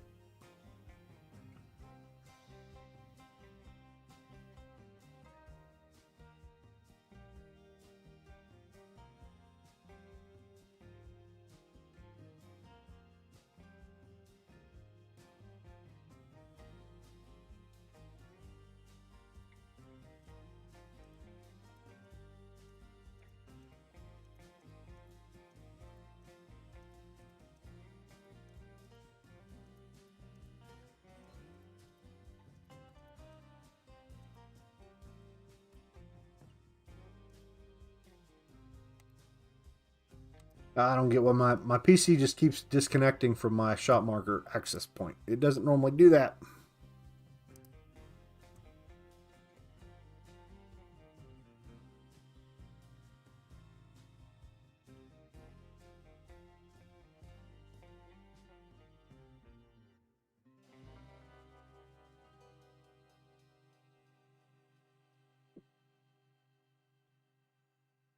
Hey, Scott. He says, if you have a nice shooting load for your gun, will it also shoot nice with your can, besides point of impact shift? Or will it also shoot well from one can to another? I haven't actually done any direct group testing between my two suppressors. But I know I'm shooting pretty good groups with the new one, and I shot some pretty good groups with the old one. And so far, from what I've tested, I've never run into that situation where I had something that would shoot a really good group. Well, no, that's not true. And this is a little bit of a deep subject because, you know, it goes way back, and like before the lump tests we did with the barrel harmonics tests and all that, I was trying to decide why putting a suppressor on my gun always seemed to improve my groups. So I think it's external. You know, I think it's the, you know, suppressor works a lot or works like a brake in reducing recoil. Not quite as good as a brake or some brakes, but it works some. So I don't know whether I shoot better with a suppressor because of that, or if I shoot better with a suppressor because barrel harmonics, you know, fairy godmother crap. I really don't know. So yeah, unfortunately, I don't really have any good solid info to give you there.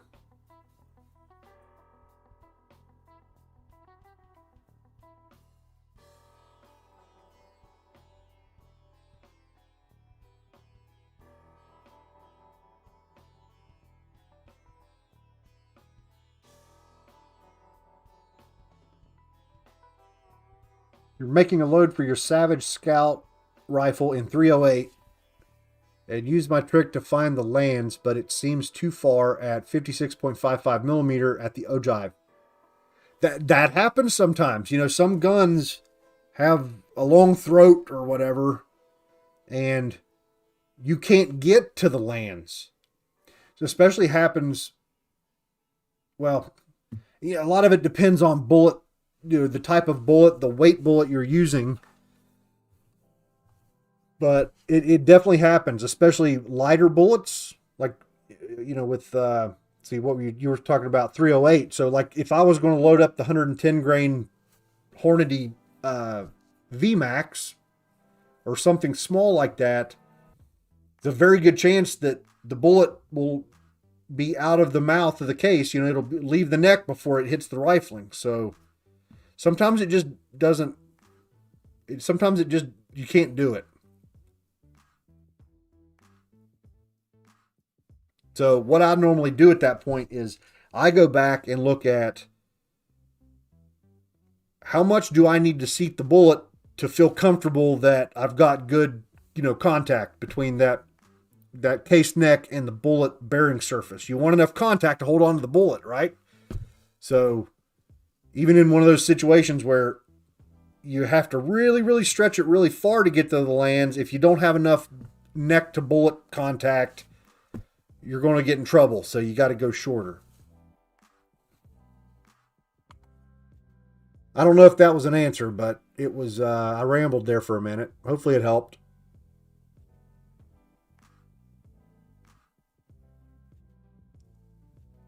How is the cleaning of the old can coming along? It is going okay.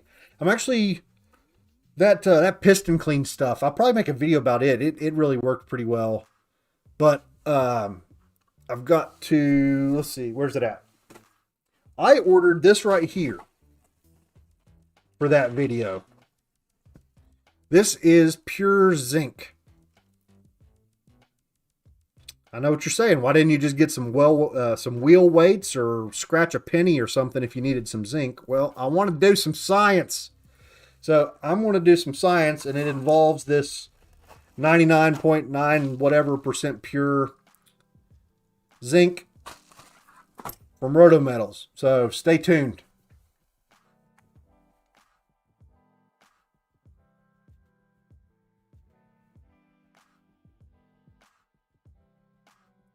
Everybody's always saying I need tuners to test. Like I've got the Harrell's Precision tuner brake that I can pull out and test sometime just as a tuner video, but I'm a reloading channel. What the hell's the point of adding another variable into everything? You know, like it just, like there's a million other gun channels that they don't reload. A tuner would be great for them to do videos on, but like I want to get back to reloading, not mess around with tuners, you know?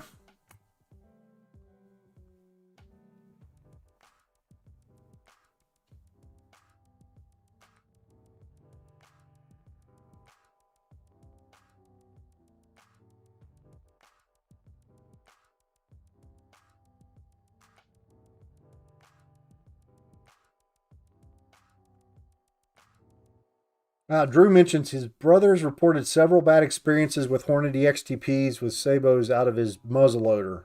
Poor performance on deer, perhaps due to construction and velocity.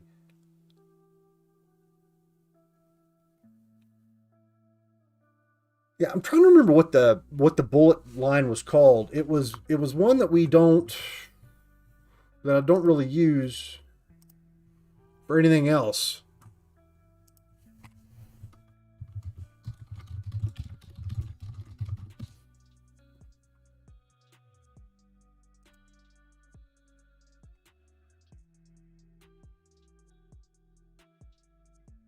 All right, here we go. What's this handgun hunter? The Monoflex? Let me see if I can just find more information about Monoflex. That'd be handgun, I assume.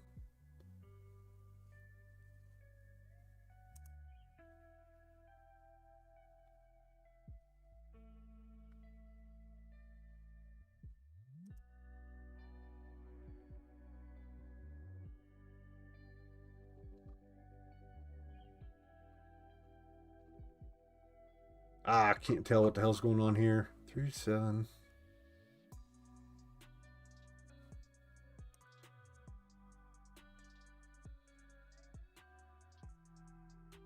The FTXs are made for tubular magazines.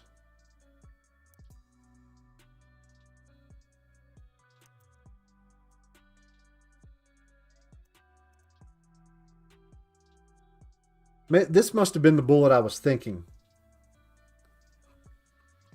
Yeah, the FTX. So is the FTX a better choice for deer? There's the little deer symbol on their stuff here. Where'd it go? 38.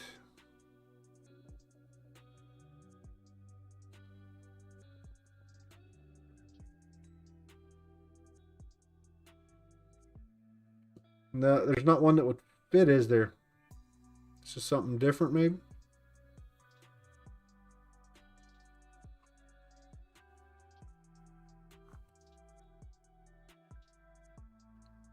Tuners make reloading obsolete, right? I think that might be the case.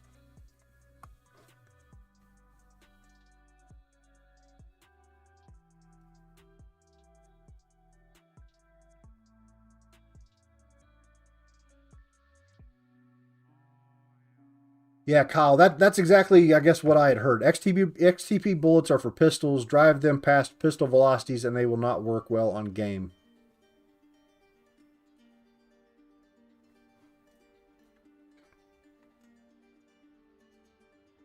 Is that their battle chemist? Yeah, we got to figure out how to get rid of this lead acetate, right? That's what everybody's freaking out about.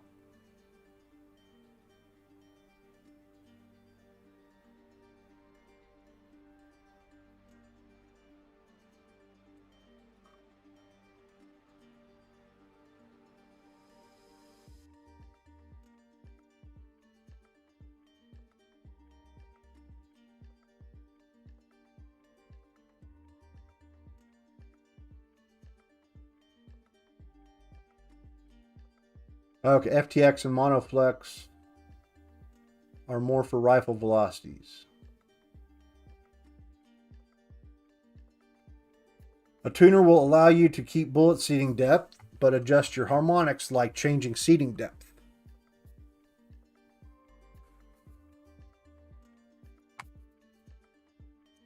What I could also do is just change seating depth, I guess is what I'm getting at. Like, yeah,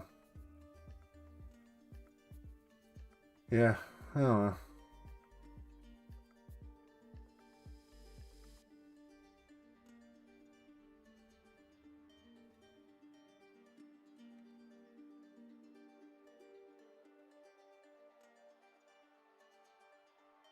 Is the monoflex what they use in those lever evolution lights? Yeah, we'll see. What was I looking at here? Let's keep looking down this rabbit hole.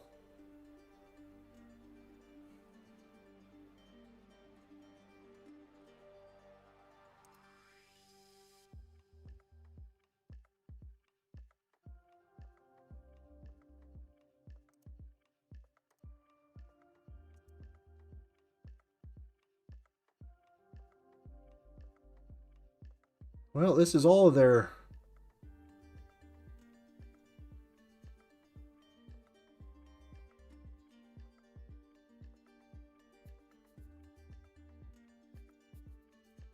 Maybe it was from a different manufacturer. Let's look at the... I don't think I've tried the flat point XTP. Designed for hunting, self-defense, and law enforcement applications, the XTP bullet demonstrates the kind of accuracy that led to blah, blah, blah, blah, blah, blah, blah, blah, blah.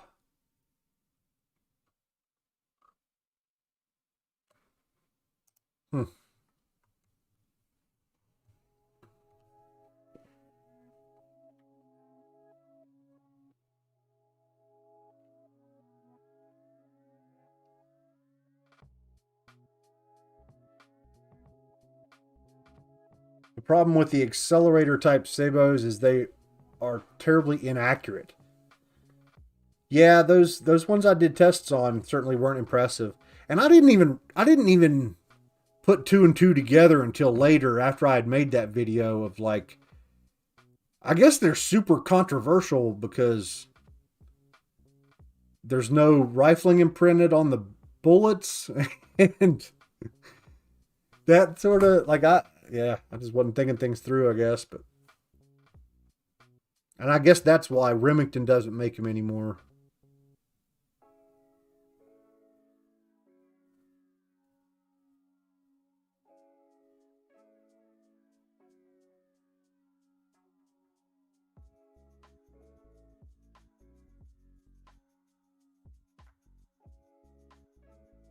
Yeah, let me see if I can find that Lever Evolution ammo on here.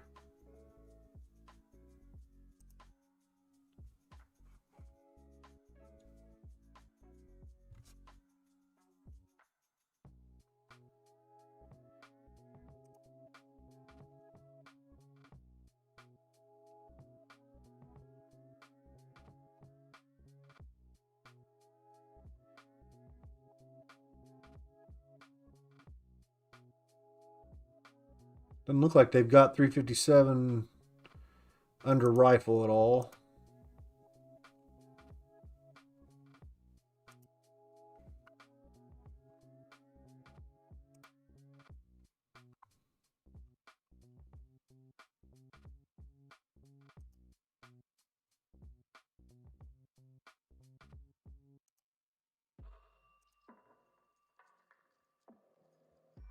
Yeah, 130 grain monoflex is in their Handgun Hunter.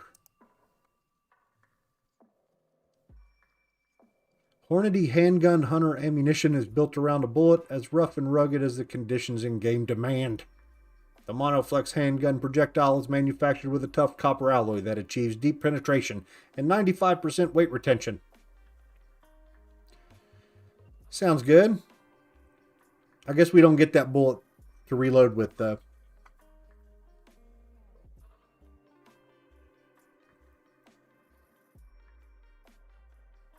How would I improve accuracy with straight wall rifle cartridges?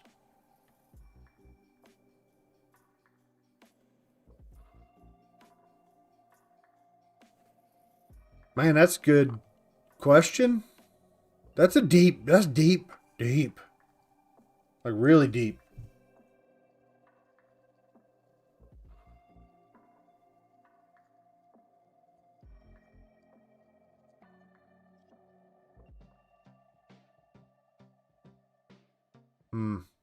Let me think about that for a second. How would you improve accuracy with straight wall rifle? I mean, I guess...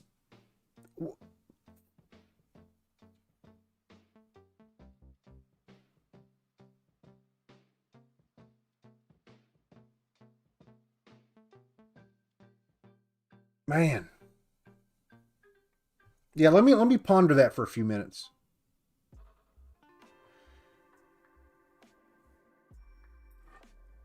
Yeah, Battle Chemist. Like, maybe some zinc. We'll see how it goes.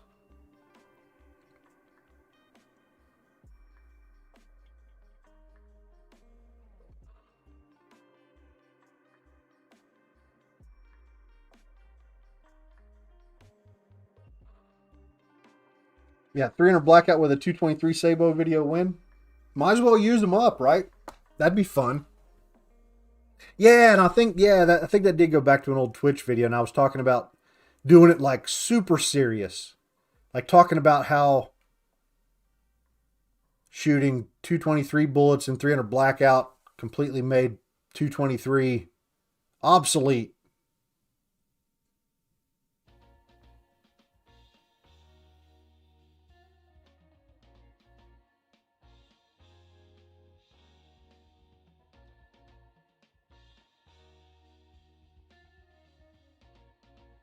Yeah, Biggie mentioned in his straight wall cartridges, seating depth has been critical. Do this after finding a base load that seems to shoot good, but even in a long, thoroughly, mine seems to like some jump. Yeah, I guess I've just never, because, well, another thing I'm thinking of, well, that's a tapered case.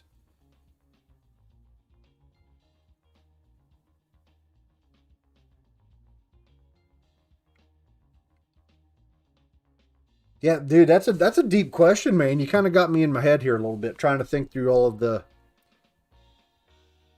challenges you see with a straight wall cartridge. I mean,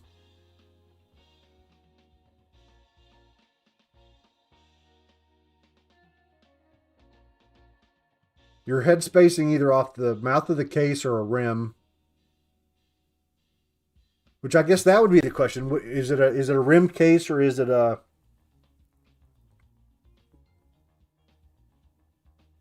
case that headspace is off the mouth?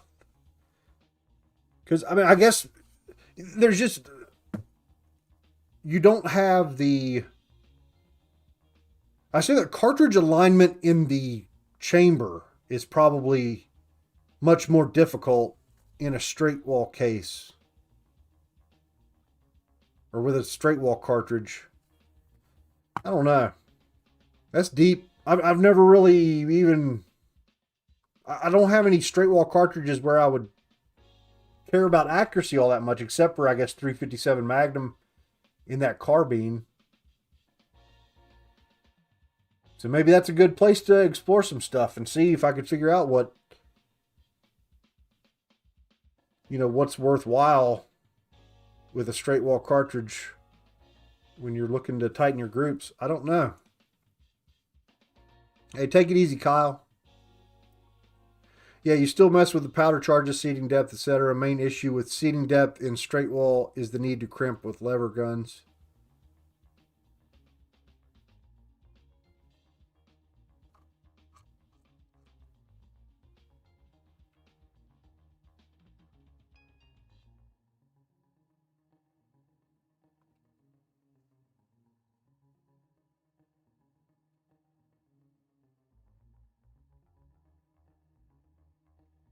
I haven't,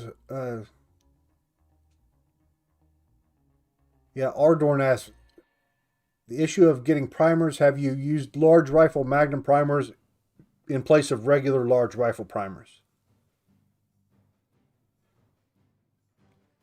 I haven't, but I think that, was it bolt action reloading? Didn't you do a video where you were talking about some swapping around primers? I think that was mainly pistol to rifle. But yeah, like, you're probably fine. using a Magnum primer in most places, but yeah, I haven't done it, and we're getting to the point where primers are out there. So, the safe bet might just be to go wait a little bit longer and find the right primers. Yeah, consistent crimp. Yeah, the average reloader mentions a consistent crimp will for sure be on the list of making a straight wall accurate. I'm sure that's the case. Or even a consistent expansion. Because like just the way pistol's loaded with the expanding step, you got to imagine that neck tension, like effective neck tension, is probably all over the place with most pistol stuff. And how deeply you flared the case mouth could be pretty critical for accuracy. I don't know.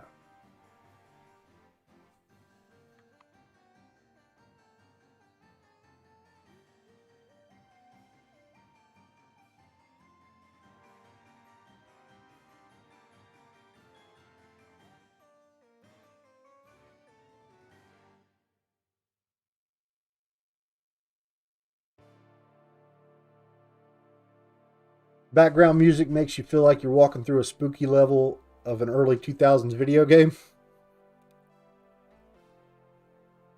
I just pause so much in my talking. I still do not understand how the hell you people put up with watching this garbage live when I don't have a chance to collect my thoughts and edit it into something that approaches fluency. So the background helps. Enjoy some tunes between my bursts of oral diarrhea. That was gross.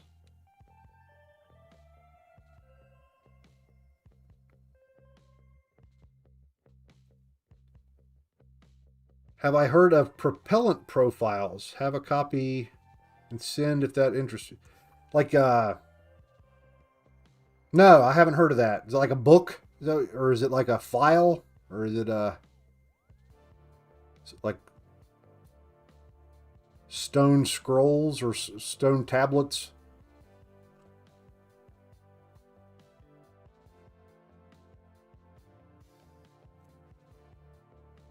Yeah, there's bolt action reloading with a little bit of info for us. He's used Magnum primers in several cartridges. If you're up against max, it can cause more pressure, but backing down and working up, he hasn't had issues. See, that's a much better way of saying kind of what I was trying to say a little bit. You're probably okay, but you also might blow your face off. Probably not, but maybe. But yeah, probably not. But be careful.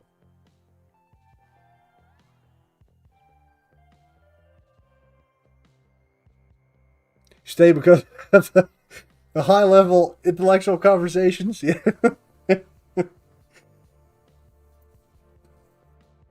We go back to talk about Annealers.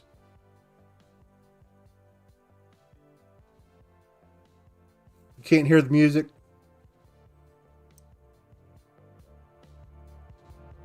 I'll give you a little bit more volume for just a couple minutes.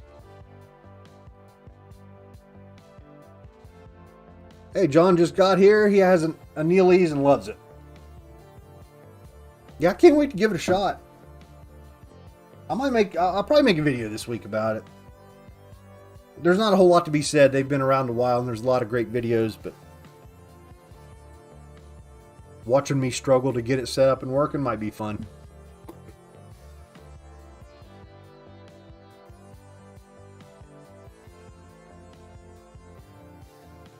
Oh, it's a book detailing vintage and modern powder with detailed pictures with burn characteristics. That's pretty cool.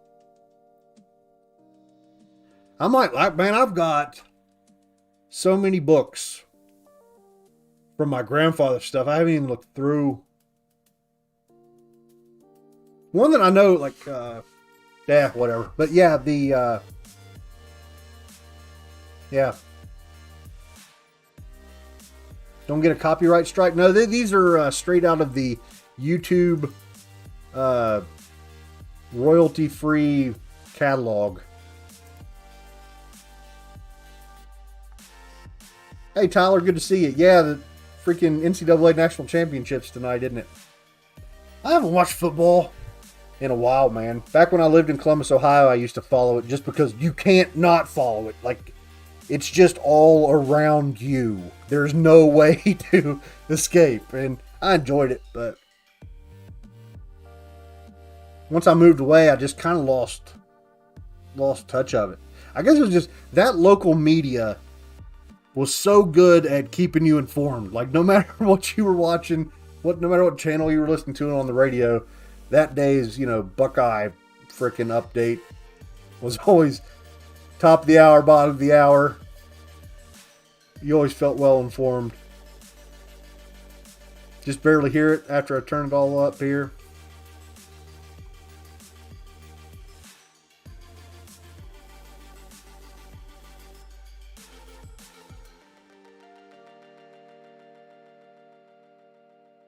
Oh, hey, Eagle Eye Shooting. Didn't see you there.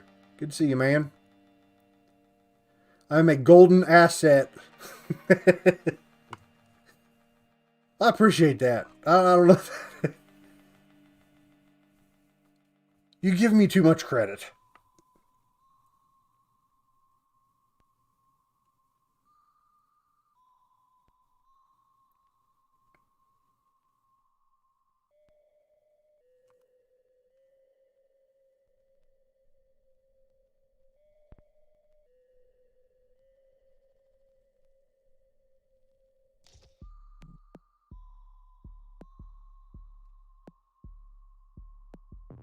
Miro is new to reloading, been using Reloader 19 and 30-06, but wanting to try it in 8mm Mauser. Not seeing any recipes using this combo. What is a good way to tell if a powder is suitable?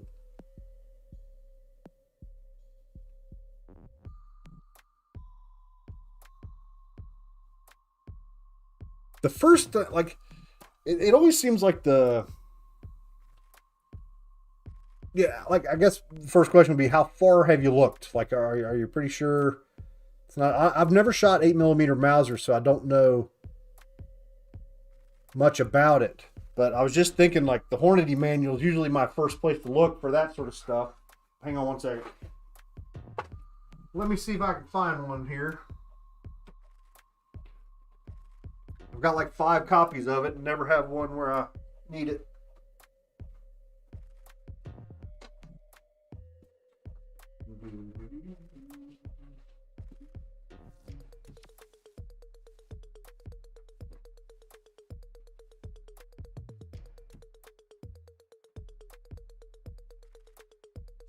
All right, so I literally have like 2 extra unopened copies of this. I've been meaning to get to a good home. See if we can find 8mm Mauser.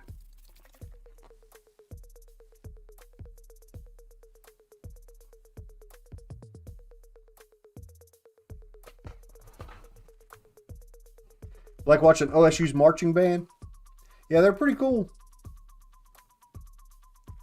And they're very proud of their marching band.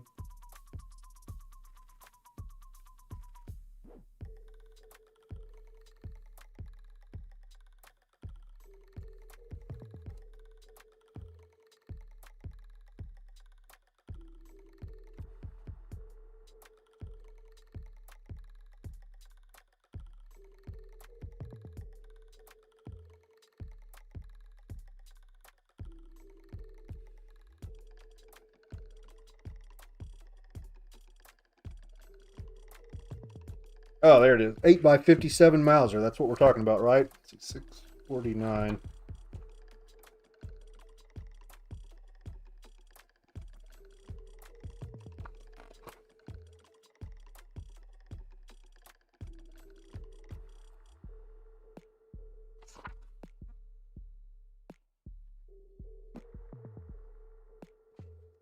Yeah, seeing faster powders than that.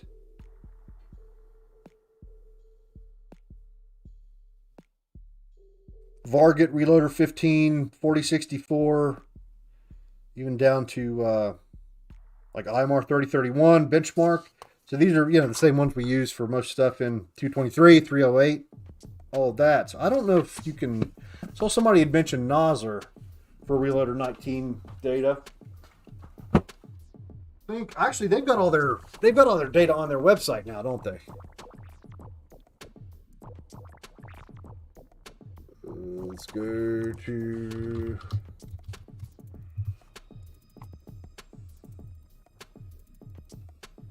Oops, wrong Nosler. No, it's not. Nosler load data. 8x57 JS Mauser.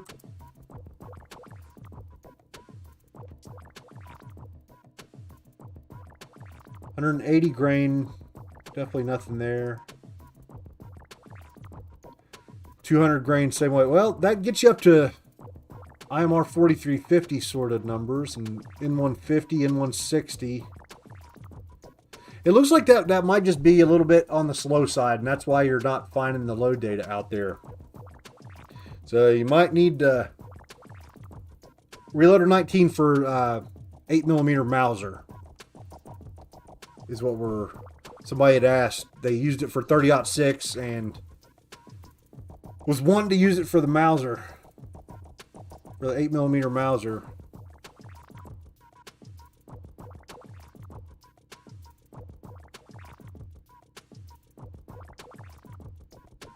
I think we might be screwed.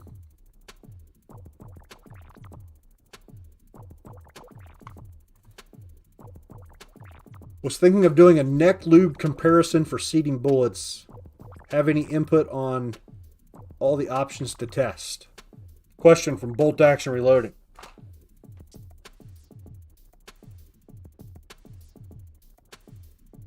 And I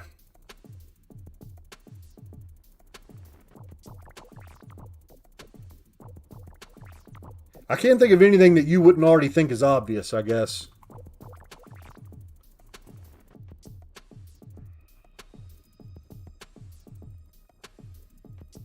Annealers? Maybe? Yeah, there we go. HBN coated necks. I need to... Where the hell did I do with that? I've got a little container. Stand by. I'll be right back.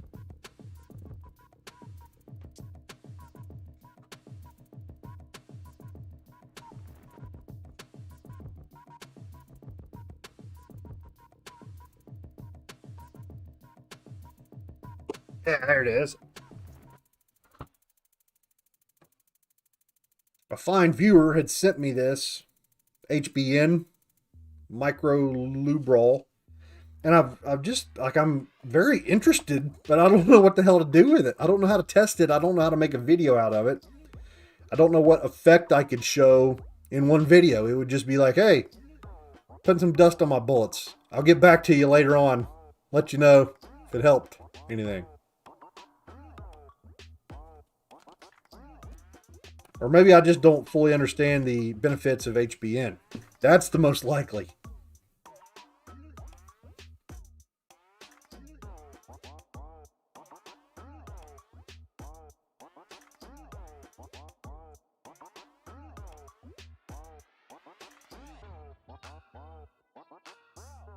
Hey, no problem, Miro.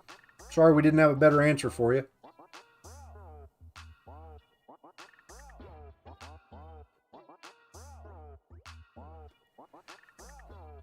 Roger has that exact same HBN. If I do coat bullets with it, go easy. It is easy to overdo it. Coat bullets, same charge, see if any different. Well, the problem is, like, it's as much, it's like a barrel conditioner thing, right? Like you load some up and shoot it, and then your barrel is HBN treated. Is that what it's supposed to be?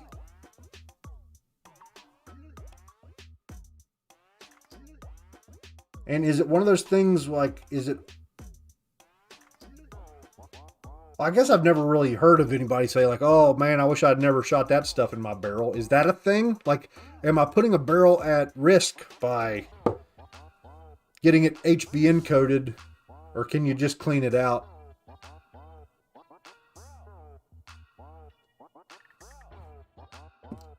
A lot of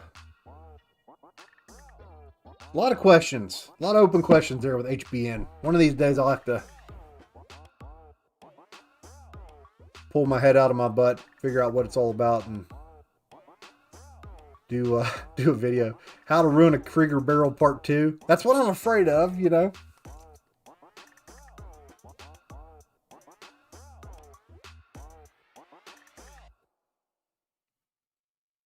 You don't have HBN on the way, but have a couple of others.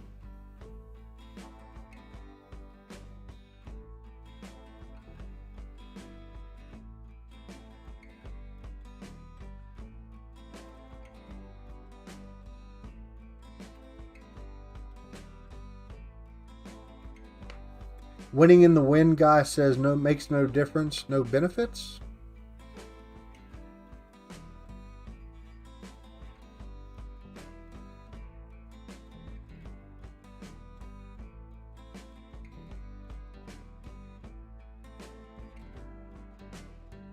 Hey D-Max, man, glad you can make it.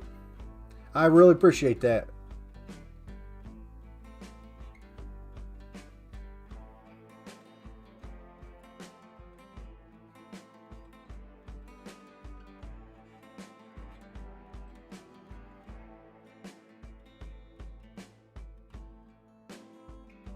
Eagle Eye Shooting shot out a six Creedmoor barrel last season for PRS. Fed nothing but 115 tub HBN bullets.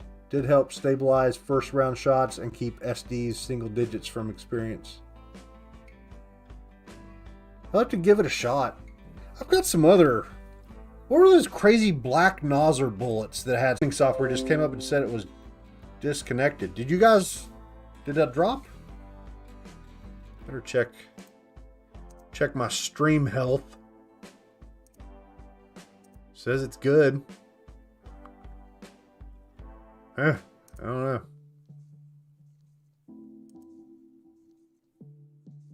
Yeah, the silver tips. Did the Nosser silver tips have a coating, or were they just got a quick blip? Huh, weird.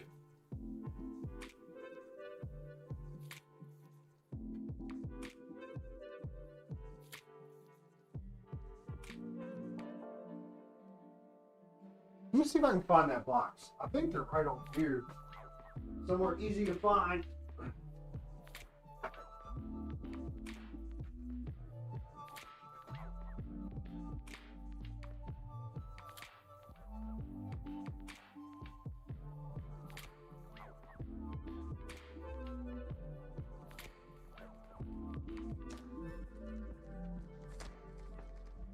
Yeah, these are the 55 grain ballistic silver tips.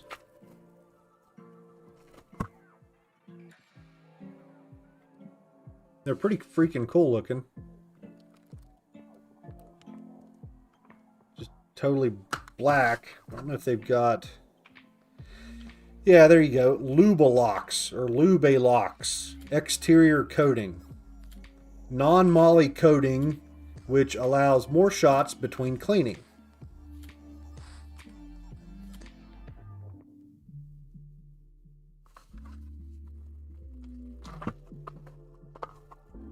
Sierra's having a sale on their discontinued Moly bullets.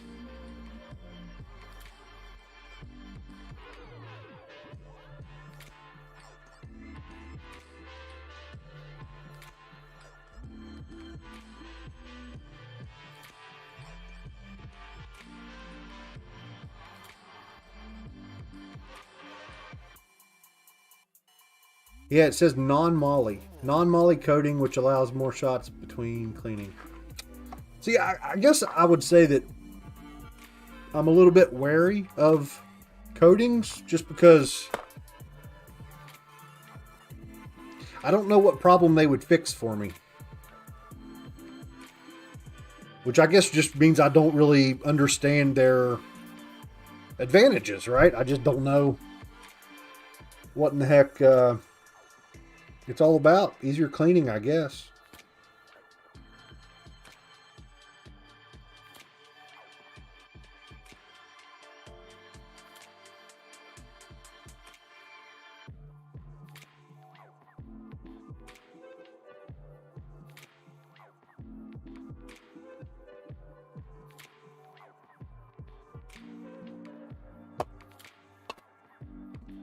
Well, guys, we've been going 2 hours. I guess it's about time to wrap things up.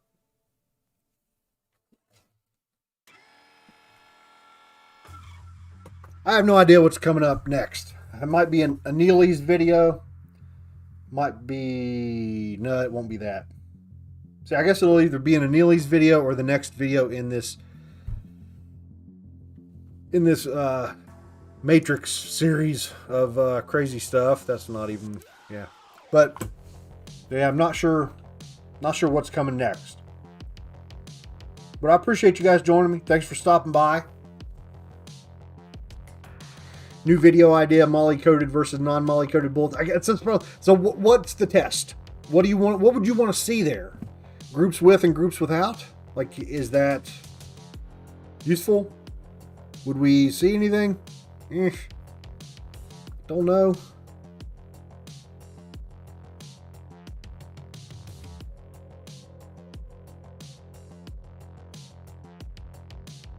Number 40's birthday, so let's all say happy birthday to him as we're heading out the door. So, all right, guys, thanks a lot. See you later. Take it easy.